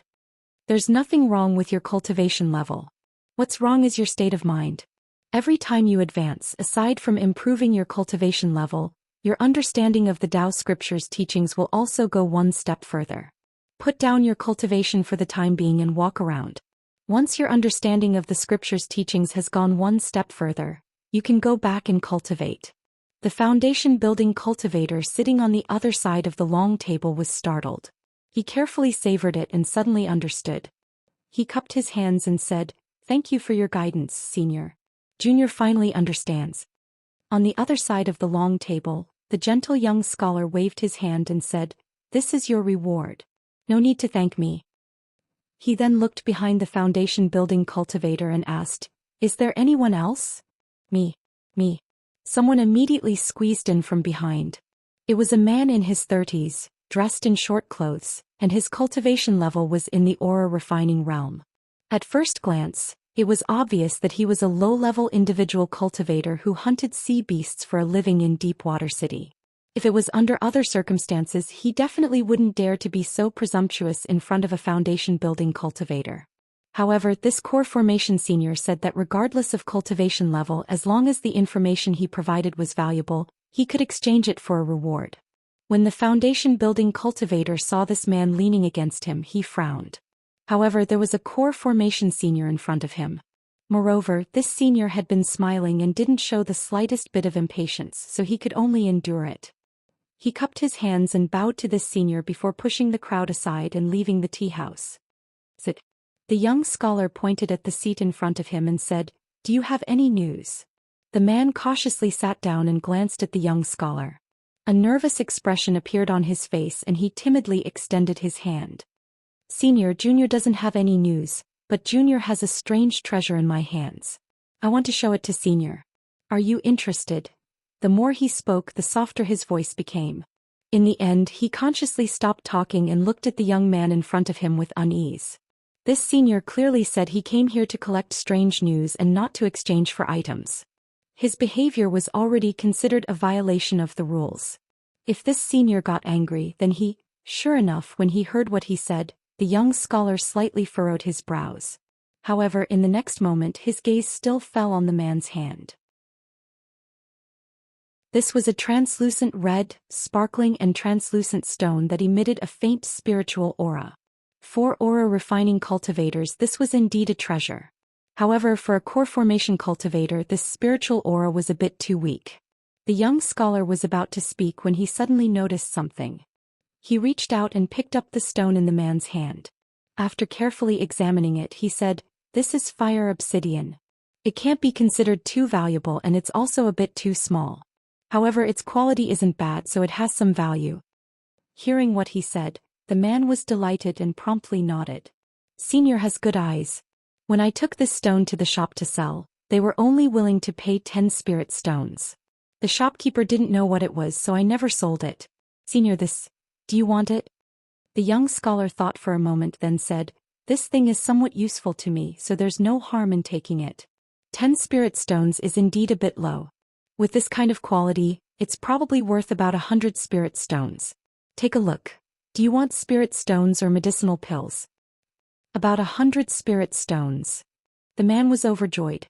For a low-level cultivator like him, 100 spirit stones wasn't a small amount.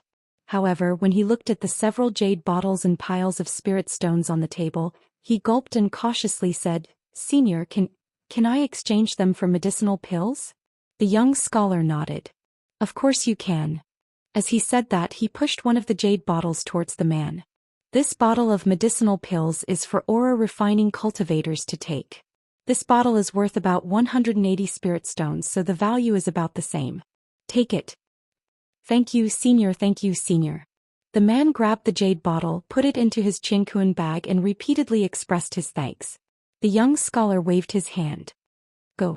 Then he raised his voice and said, "Is there anyone else?" Me.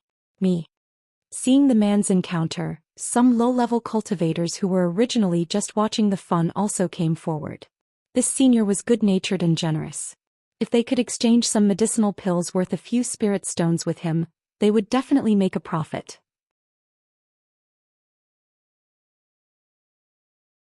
Chapter 435. At sunset, the cultivators surrounding the tea house in Deepwater City finally dispersed in groups of 2s and 3s. The tea house's manager, an old cultivator with a grizzled beard who was still in the early stage of the foundation building realm, came forward and asked respectfully, "Senior, it's getting late. Do you need me to arrange a place for you?" The young scholar stretched himself, picked up the folding fan on the table and said, "I'm looking for a place to stay. Sorry for troubling you." I don't dare." The manager hurriedly stepped aside. "Senior's guidance has enlightened Junior. It's Junior's honor to do something for Senior." The manager was so respectful because before he came here he gave this cultivator some pointers, allowing this cultivator who didn't have much time left to live to feel the meaning of cultivation again. For cultivators, even if their lifespans were about to end, it was a good thing if their cultivation level could advance. Maybe they could have a breakthrough with a moment of enlightenment and some other opportunities. "Our tea house has a place for distinguished guests to rest. If Senior doesn't mind, you can rest here. What do you think?" The young man nodded with a smile, expressing his agreement. When the shopkeeper saw this, he respectfully invited him into the backyard, and as he walked he said, "Senior, there's a small courtyard behind us and it's usually for distinguished guests to stay in. Senior will absolutely not be disturbed here." The young man smiled. "That would be best." The manager led the young man to the small courtyard in the back. After a brief introduction and seeing that the young man was satisfied, the manager finally retreated with relief. Retreating to the entrance of the courtyard, the shopkeeper saw that an extremely powerful restriction had been set up in the courtyard. He wiped his sweat and said, "Senior, you don't look old, but your cultivation is so high. You are truly a genius." When the surrounding restrictions were completely opened, the young man touched the space between his eyebrows, summoning a sparkling and translucent bead. After several breaths, he suddenly disappeared from the room. This young man was naturally Mo Tienga. After entering the virtual sky world, Mo Tienga withdrew the appearance-mimicking technique and restored her original appearance. She then sat on a praying mat and closed her eyes to rest. Nia Wushang's appearance-mimicking technique was indeed extraordinary. After transforming, even she herself couldn't recognize her, let alone these low-level cultivators. With the strengthening effect of the spirit-concealing pendant, she reckoned even middle-stage nascent soul cultivators wouldn't be able to see through her disguise. This was enough. It was not easy to see a late nascent soul cultivator. After resting for a while and feeling full of energy, Mo Tienga took out a small bag and poured out a pile of things.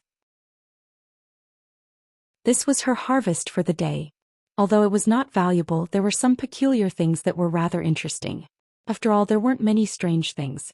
Many low-level cultivators exchanged some rare items with her. She found the items quite interesting, so she exchanged them. In any case, what these cultivators wanted were mostly medicinal pills for aura refining or foundation building cultivators, or low-grade spirit tools and magic tools. To her, those were the most useless things. Even if she wanted to sell them, she'd find it troublesome. Emotienga picked up a fiery red stone from the pile of things. This was the fire obsidian stone that was exchanged from the hands of a low-level cultivator. Because of this incident, those low-level cultivators, regardless of whether they had valuable items in their hands or not, would just take out their items to exchange with her. In fact, there was nothing special about this fire obsidian stone.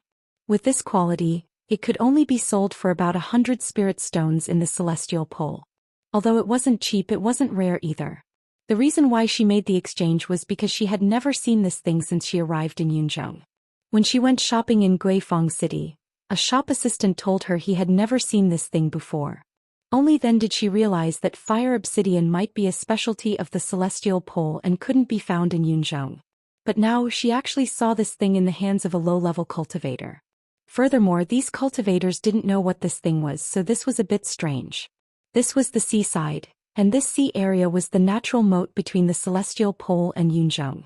If fire obsidian was really a specialty of the celestial pole, didn't that mean someone crossed the South Sea and lost fire obsidian here? Of course, this was only a guess. He had no way of knowing the truth. In addition, it wasn't like she didn't gain anything today. Although most of the so-called strange things in this small town were trivial matters with so many people here, there were bound to be some people who heard some ancient legends. For example, an old aura refining cultivator whose lifespan was about to run out told her that when he was a child, he once heard a story about a celestial mountain appearing in the sea from his elders. Emotienga originally thought it was just a mirage, so she didn't pay too much attention to it. However, after listening to the old cultivator's story, she finally realized it wasn't that simple. The old cultivator said that at that time, all the fishermen and cultivators who hunted sea beasts for a living saw that celestial mountain. It suddenly appeared like a small island and someone crossed the sea from it to trade some things with them. However, the seaside residents couldn't approach this celestial mountain. There seemed to be a dense fog around it, preventing people from advancing. Experienced cultivators said this was an illusory formation. This celestial mountain existed for about half a month before it disappeared as if it had never appeared. Emotienga thought about it carefully and felt that this so-called celestial mountain was very likely a high-level cultivator's magic weapon. An independent space like the virtual sky world was admittedly a heaven-defying existence that even deification cultivators would find difficult to obtain. However, portable immortals caves weren't that rare. It was just that they cost a lot, so very few people had them. These portable immortals caves were usually made to look like magic weapons. After they were used, they would turn into something: a mountain, a tower, a boat, or even a house. After they transformed, their owners could move in. The principle was also very simple. Many cultivators in the core formation realm and above used flying magic weapons that weren't conspicuous when taken out. Once they were used, they would turn into carriages or boats. For example, Lord Daoist Jinghe's cloud carriage was such a magic weapon. However, such a portable immortals cave was much more expensive than a cloud carriage. Even for a cultivation group disciple like her who didn't lack spirit stones, it was still a sky-high price. Even Lord Daoist Jinghe probably wouldn't be willing to part with it. In addition, the required materials and techniques were also very rare. Even if one could afford it, there might not be anyone who could make it. Therefore, many high-level cultivators knew about this thing, but very few people had it. Why couldn't the spirit stones used to make a portable immortals cave be used for something else? Buying medicinal pills and materials could greatly improve one's cultivation level. What was the use of such a portable immortals cave without the support of spirit veins? It would cost a lot of spirit stones to maintain it on a daily basis. Its function was nothing more than making it more convenient to go out. In short, this thing cost a lot, but the benefits weren't very high. Unless one was extremely rich, very few people would make such a thing. The immortal mountain this old cultivator mentioned was very likely a high-level cultivator's portable immortals cave. He came here, stayed for several days, then left again. However, it was unclear whether this high-level cultivator came from the South Sea or if he was a local cultivator from Yunzhong who passed through here. After she sorted out the information she heard today, Mo Tiange regretfully discovered that there wasn't much valuable information. However, she was already mentally prepared for this, so she wasn't too disappointed. If the clues to return to the Celestial Pole were so easy to find, how could there have been no contact between the Celestial Pole and Yunzhong for so many years? Besides, the shortcut to return to the Celestial Pole wasn't necessarily at the seaside. Transporting formations, space cracks, and the like didn't have a concept of distance. For example, the undersea path Mo Yaoqing found could be said to be God's good fortune. It was already not easy to find one. With that thought in mind, Mo Tiange decided to stay in Deepwater City for 3 to 5 days and then go south. She would go to all the major cultivation towns in eastern Tang, then she would go to Nanzhou in the west. The west of Yunzhong had never been included in the sphere of influence because the west was barren and there were almost no spirit veins. There were only many barbarians and small countries. However, Mo Tiange didn't want to let go of any opportunities. If she still couldn't find any clues in Nanzhou, she could go to the west. After all, the more backward a place was, the more legends there were. Just like that, Mo Tiange adjusted her breath in the virtual sky world for one night. The next day, Mo Tiange, still in the appearance of a young scholar, went out of the small courtyard where she temporarily lived, set up a table and chairs in the tea house, and began to collect strange news. After the first day of spreading the news, more people came today. However, most of them didn't have anything valuable in their hands. Although Mo Tiange didn't mind exchanging with low-level cultivators, she didn't accept everything. She rejected the ordinary things one by one and only accepted some novel and interesting things. These cultivators originally came to try their luck. Although they were somewhat disappointed, they didn't think much of it and continued to watch the fun from the side. In addition to these low-level aura refining cultivators, there were also some foundation-building cultivators who heard yesterday's news and came to ask for advice. Most of these people offered 1 or 2 valuable things or mentioned some information which made Mo Tiange gain quite a lot. She also knew that most of these foundation-building cultivators didn't have high aptitudes and only advanced to the foundation-building realm after going through untold hardships. They usually didn't have anyone to guide them, so they took a lot of detours just like Second Uncle. When she thought of Second Uncle, she was even more kind to these foundation-building cultivators and wouldn't be stingy if she could give them a few pointers. Several days later, although there were still a lot of people watching the fun, the number of aura refining cultivators who came to exchange for things decreased. On the contrary, there were more and more foundation-building cultivators. In such a small city, there naturally weren't many foundation-building cultivators among the individual cultivators. Most of these people were disciples from small cultivation groups and schools nearby. Some only had 1 or 2 core formation elders, and some cultivation groups didn't have any core formation cultivators at all. Usually, they didn't have anyone to guide them in their cultivation. When they learned that a senior came to Deepwater City, they all took the opportunity to come and ask for advice. Some people even prepared generous gifts, wanting to invite her to their homes as guests. Regarding this, Mo Tiange naturally refused. She didn't rely on her high cultivation level to make money.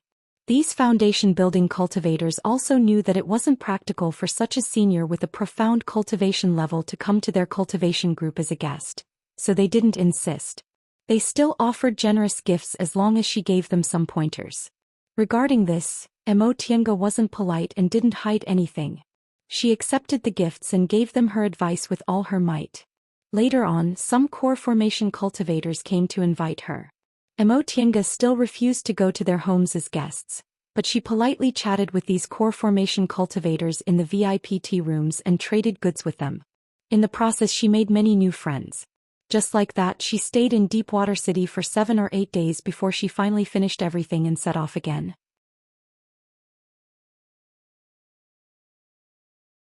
Chapter 436.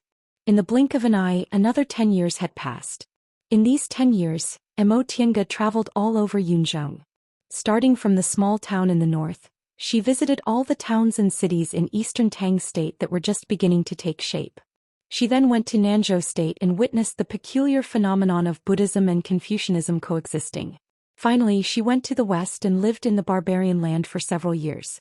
She made friends with those barbarians and heard many strange legends. During these 10 years she used the name Yi Xiaotian to make a name for herself. Most of the high-level cultivators in eastern Tang and Nanzhou were friends with her. They all said she had a profound cultivation level, was straightforward, and was a person worth befriending. Some people coveted her because she was young and had a lot of treasures, but they were all killed by her. 10 years passed in a flash. She suddenly looked back and found that her gains from traveling in Yunzhong in these 10 years were more than her gains from cultivating in the virtual sky world in several decades. The more places she went, the more things she heard. Now her understanding of Yunzhong was much deeper than many cultivators in Yunzhong. 10 years of trials and tribulations and 10 years of experience broadened her horizons and unexpectedly gave her a deeper understanding of Mo Yaoqing's cultivation experience. Back then, Mo Yaoqing's cultivation level was completely destroyed. She hid in the secular world and wandered in Yunzhong. She suffered a lot and finally reached the nascent soul realm. This experience gave her a lot of insights which she wrote down in her cultivation notes. Although Mo Tiange experienced a lot in the past, she didn't have as deep an understanding as Mo Yaoqing. It wasn't until now, when she walked the path Mo Yaoqing once walked, saw the things Mo Yaoqing saw, and heard the legends Mo Yaoqing heard, that experience slowly integrated into her thoughts and became her own. Mo Tiange was originally a person with excellent aptitude and a very stable mind. She also didn't lack panaceas. After integrating these experiences, even if she only cultivated step by step every day and didn't enter closed-door meditation, her cultivation level still progressed at a rapid pace. During these 10 years her cultivation level in the late stage of the core formation realm not only stabilized, but also reached the peak of the late stage. She was only a step away from the peak stage of the core formation realm. Having reached this realm, Mo Tiange was no longer in a hurry.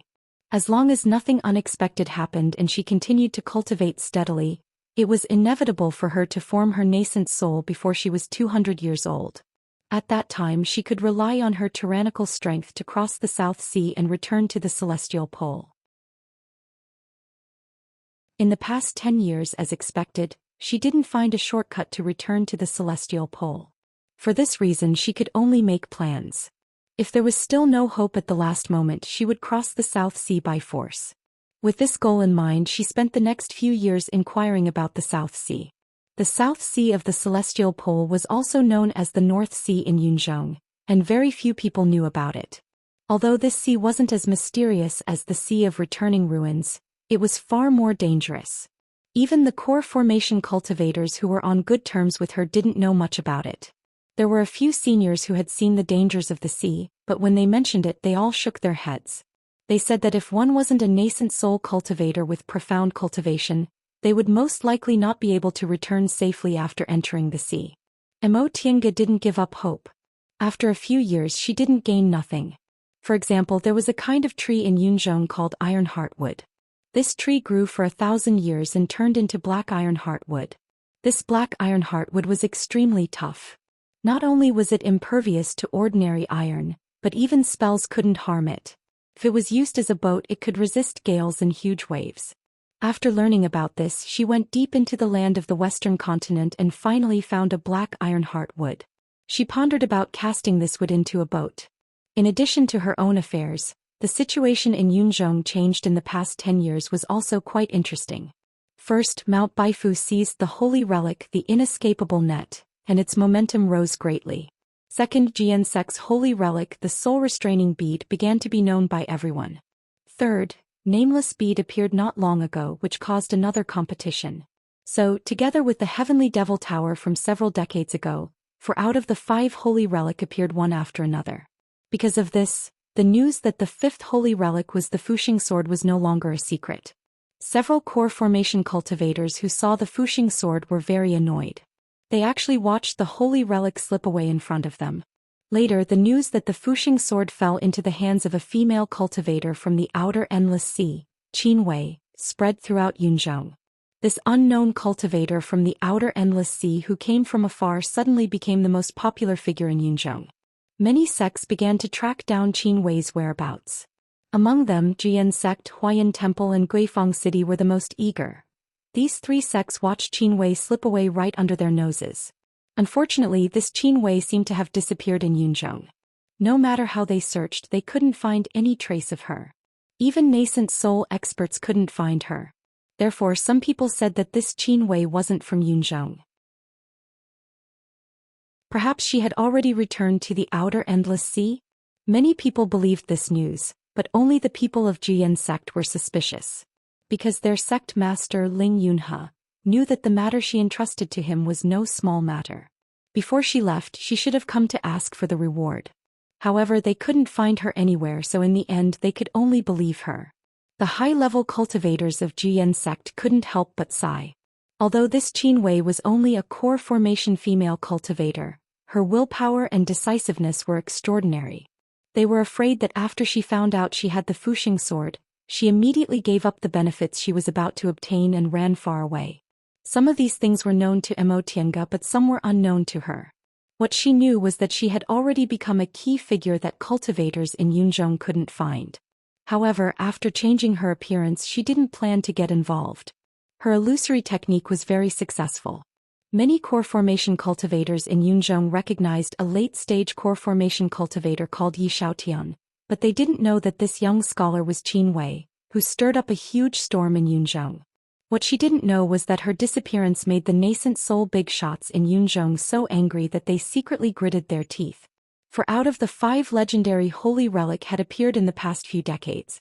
If they could gather all 5, they could go to Returning Ruins Sea to explore it, and maybe they could find the path to the deification realm. Unfortunately, this Qin Wei disappeared with the Fuxing sword, causing their plan to completely fall through.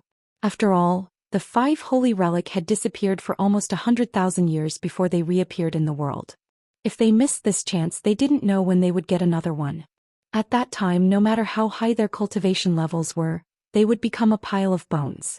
Just like that, Emotienga became a thorn in the eyes of the nascent soul cultivators in Yunzhong. Master Immortal.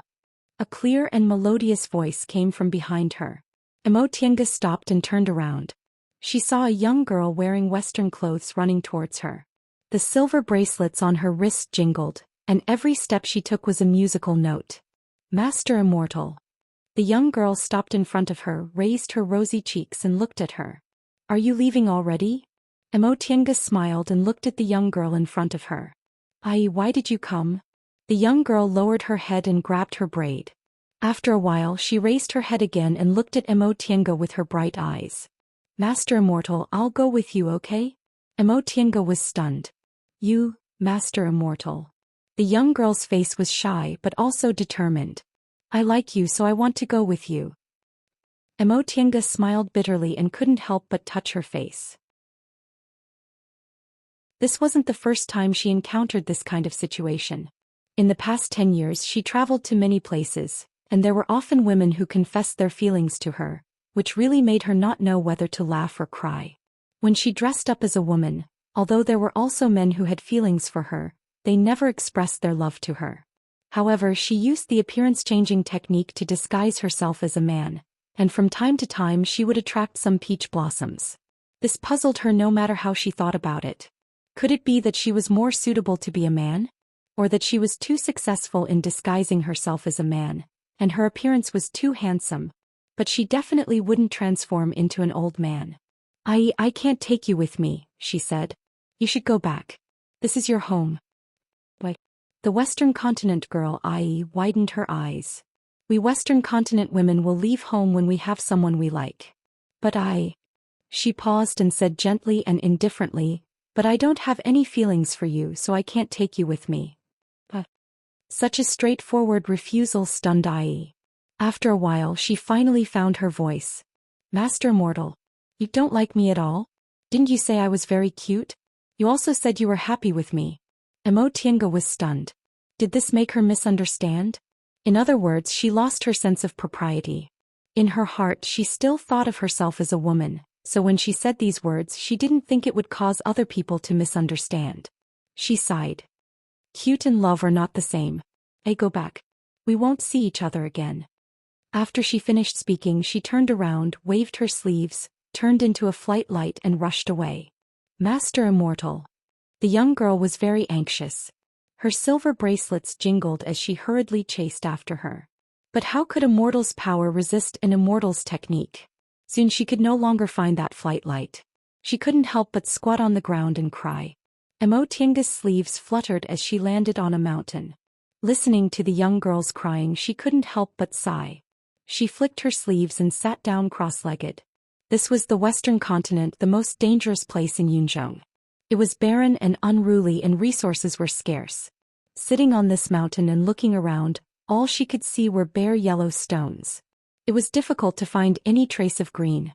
The people living here struggled against the heavens, the earth, and the beasts, surviving with difficulty. Perhaps it was such a harsh environment that gave them tenacious faith. The people here were all brave and simple. After a long time, the young girl's crying gradually stopped. She finally stood up and walked back silently. Emotienga stared at her until her silhouette disappeared. Although she couldn't accept it, such a persistent and passionate feeling made her burn. Spring flowers fell, autumn wind blew, summer lotus bloomed, and winter sleeps. Time didn't stop. Year after year, in the blink of an eye, 50 years had passed. When she came to Yunzhong, she never thought she would not return for 50 years, nor did she think it would be difficult to find the way back.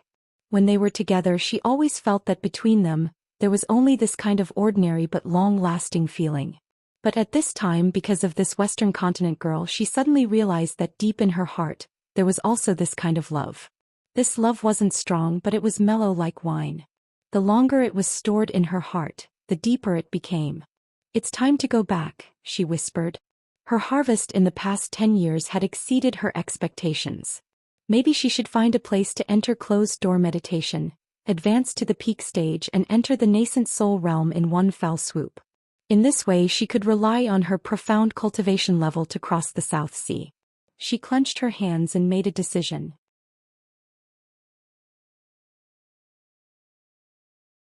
Chapter 437.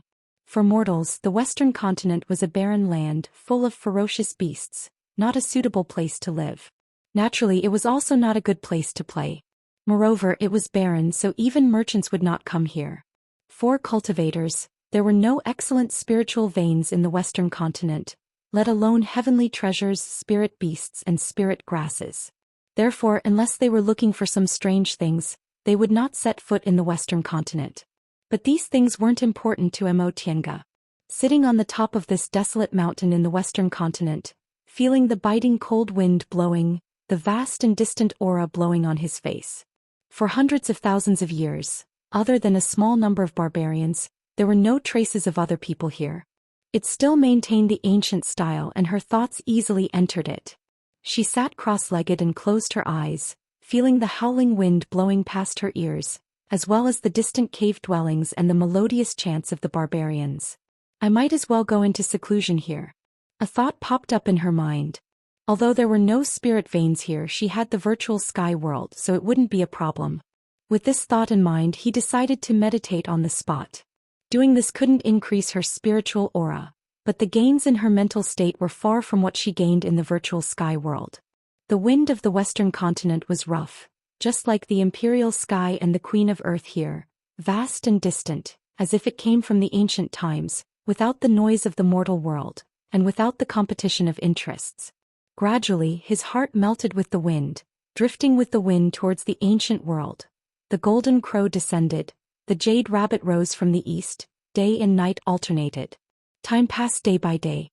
The wind swept up the yellow soil and gradually buried the person sitting cross-legged on the mountaintop. This meditation lasted for half a month. Emotienga woke up from her meditative state and stared at the yellow soil piled on her body. She didn't know whether to laugh or cry.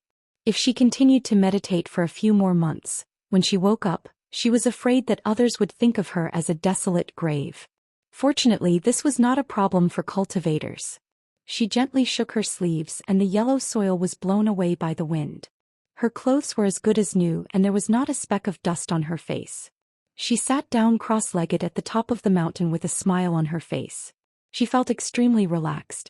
In this half a month, her mental state once again had some insights. These insights allowed her to have a deeper understanding of Mo Yaoqing's cultivation experience. If that's the case, it wouldn't be a problem for him to reach the peak of the nascent soul realm. Of course, if he wanted to go into seclusion, there were still many things that he had to resolve. For example, stabilizing one's realm, guarding one's state of mind, as well as various medicinal pills that could stimulate one's advancement, as well as some protective measures. Forming one's nascent soul was different from forming one's core.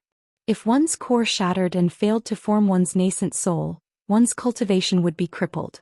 Therefore, if something went wrong, she had to end her nascent soul formation before her golden core broke. Once her golden core broke, she had to succeed in her nascent soul formation.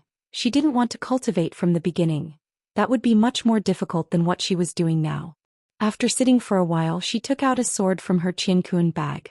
This sword was simple, heavy, and had a restrained brilliance. The sound of wind and thunder could be faintly heard, but there was a strand of devilish qi that couldn't be dispersed coiled around it.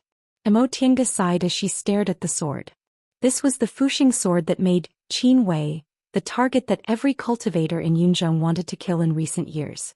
All these years, it wasn't that she didn't want to uncover the secret of the Fuxing sword, but no matter how much she pondered, the Fuxing sword remained the same.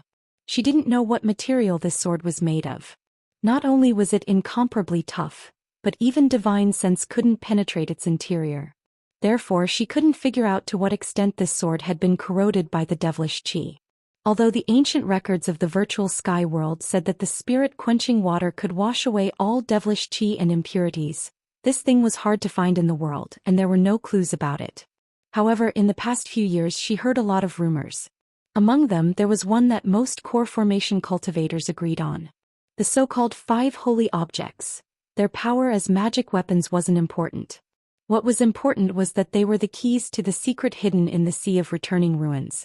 Among these core formation cultivators, there were many disciples from big cultivation groups. Mo Tiange pondered. Now that the 5 holy objects were widely known in Yunzhong, this rumor was very likely to be true. But the problem was, even if it was true, how could she use this Fuxing sword? These 5 holy objects were the keys to a certain secret place in the Sea of Returning Ruins. Did this mean that the 5 holy objects had to be combined into one to become the real key? If that was the case, in order to solve this secret, either the 5 holy objects belonged to one force, or the 5 people with the holy objects were like the 5 saints in the past. They had equal strength and chose to cooperate. So troublesome. She looked at the Fuxing sword and sighed. The first one was needless to say. She was just a small core formation cultivator. How could she get all 5 holy objects? She'd probably be killed by a nascent soul cultivator as soon as she showed up. As for the second option, if they were in the celestial pole, it would be completely feasible. She had Xianqing school backing her up, so no one could underestimate her. However, this was Yunzhong. She had no roots or foundation here, so what right did she have to occupy a position of cooperation? Unless Master and Senior Martial Brother were here. Once this thought emerged, she couldn't help but smile bitterly. In this current situation, she couldn't even go back, so how could they appear? What a pity. If she had 2 nascent soul cultivators as her backing, she could definitely stand out and ask for a share of the loot. Now, however, she could only hide to avoid being killed and robbed. But she was absolutely unwilling to hand over the Fuxing sword. She obtained the Fuxing sword from someone else in a dignified manner, so why should she hand it over? These people couldn't solve the secret of the Sea of Returning Ruins, and she wouldn't lose anything. In that case, she'd take the Fuxing sword back to the celestial pole and concentrate on cultivating. When she was strong enough, she'd come to Yunzhong again. At that time, she'd have the power to fight. Just like that, she calmly made a decision. She'd take the Fuxing sword back to the celestial pole and let these cultivators fight to the death in Yunzhong. It wouldn't matter to her even if they died. Perhaps, when her cultivation base improved greatly when she came to Yunzhong again, the strength of the high-level cultivators in Yunzhong would be greatly reduced due to the internal strife. At that time, she could openly share a piece of the pie with them and even occupy more benefits. With that thought in mind, she reached out and touched the sharp blade of the Fuxing sword. A magic weapon from nearly 100,000 years ago, which had been corroded in the devil domain for so many years, still had this kind of momentum. Fu Yaozi's tool refining technique was really amazing. Not to mention restoring the Fuxing sword's former glory. If she could learn a little bit of Fu Yaozi's tool refining technique and refine her magic weapon, the power of her magic weapon would definitely be greatly improved. Unfortunately, her current cultivation level wasn't enough to find the secret of the Fuxing sword. After thinking about these things, she was about to put the Fuxing sword away when she suddenly felt a sharp pain in her chest as if a needle had been ruthlessly stabbed into her heart, almost making her lose consciousness in a split second. Ugh. She covered her chest and explored her heart meridian with her spiritual aura, only to find that her heart meridian was completely normal. There was no problem at all. Then she felt another sharp pain. This time she even fainted for several breaths before she recovered. What's going on? In a trance, she suddenly realized what had happened. The one who was injured wasn't her but Qin Shi. There was a blood oath between them so they could sense each other's condition. When they were fine, this kind of feeling was very weak, but if there was a strong feeling, it meant one of them was seriously injured. She panicked as she realized this. Such a strong feeling actually made her faint for a moment even though she was thousands of miles away. What kind of injury did Qin Shi suffer? Would his life be in danger? Strange. He'd already advanced into the nascent soul realm and his divine power was powerful. What kind of danger did he encounter that made him seriously injured? She tried hard to breathe and calm herself down. Emotienga closed her eyes and continued to sense Qin Shi's condition. Although it wasn't as painful as before, the feeling of pain came in waves and didn't stop. What was he doing? Was he fighting with someone or a demonic beast? Where's Master? Did he go to some dangerous place again? Her mind was in a mess and she almost couldn't suppress her fear. After being separated for 50 years, she was looking forward to reuniting with him, but now, another burst of pain came. Emotienga covered her chest, feeling that her blood and qi were surging. She couldn't suppress it. Originally, the feeling of the blood oath wasn't this strong, but she was panicking now, which caused her blood and qi to become unstable. After enduring for a while, she finally felt a sweetness in her throat, and a mouthful of blood came up. Blood flowed from the corner of her mouth and dripped on the Fuxing sword in her hand. The shiny sword suddenly shone with a dazzling light. Emotienga was stunned. Before she could react, the Fuxing sword shone brightly and swallowed her whole body. This is... She seemed to be hit hard in the head and she fainted. Her surroundings were gray and her divine sense was lost. She felt like she was dead, but she also felt like she was alive. Senior Marshal brother. She recalled the strange scene before she fainted and the reason she vomited blood. She couldn't help but feel anxious. Was he still alive? She sensed that the blood oath didn't seem to be broken. In other words, he should still be alive. Thinking of this, she calmed down. As long as he was alive, it was fine. He would definitely find a way to escape. The problem now was that she seemed to be in trouble herself. She wasn't unfamiliar with this feeling. In fact, this kind of coma was caused by her divine sense being sucked into her sea of consciousness. But the problem was why? Her blood was absorbed by the Fuxing sword, and then her divine sense was sucked in. Could it be that the Fuxing sword was hiding some secret? Just as she thought about this, she suddenly heard a soft sigh coming from the gray space. Immediately, her hair stood on end. This was her sea of consciousness and every corner of it was under her control. How could there be someone else's sigh? Who? She was on guard. Although she was in the weakest sea of consciousness, she had cultivated the soul-refining art to a certain level, so she had the power to fight back. However, the sea of consciousness was fragile. This person could sneak into her sea of consciousness without a sound, so his strength must be extraordinary. She calmed down and said, "Who are you? Why are you in my sea of consciousness?" Alas. Another soft sigh sounded, but it was clearer than the last time. As if sensing her hostility, this person finally spoke. "You actually have the spiritual roots of the origin, and you even cultivated the body of the origin. It seems you're indeed my fated person." Emotienga was stunned. There was no hostility in this person's words. There was even a sense of affection. The Fuxing sword, the fated person. She was shocked. "You're Fu Yaozi?" In the gray space, the person chuckled softly. "You're really smart, baby." "Yes, I'm Fu Yaozi." "That you're tuning in to the Dreamy Chapters YouTube channel. We're so grateful for your support and don't forget to subscribe to join us on this incredible journey through captivating stories. Your generosity through donations truly makes a world of difference, as it's the primary source of revenue that allows me to expand and enhance this channel for you. Thank you from the bottom of my heart for being a part of this adventure.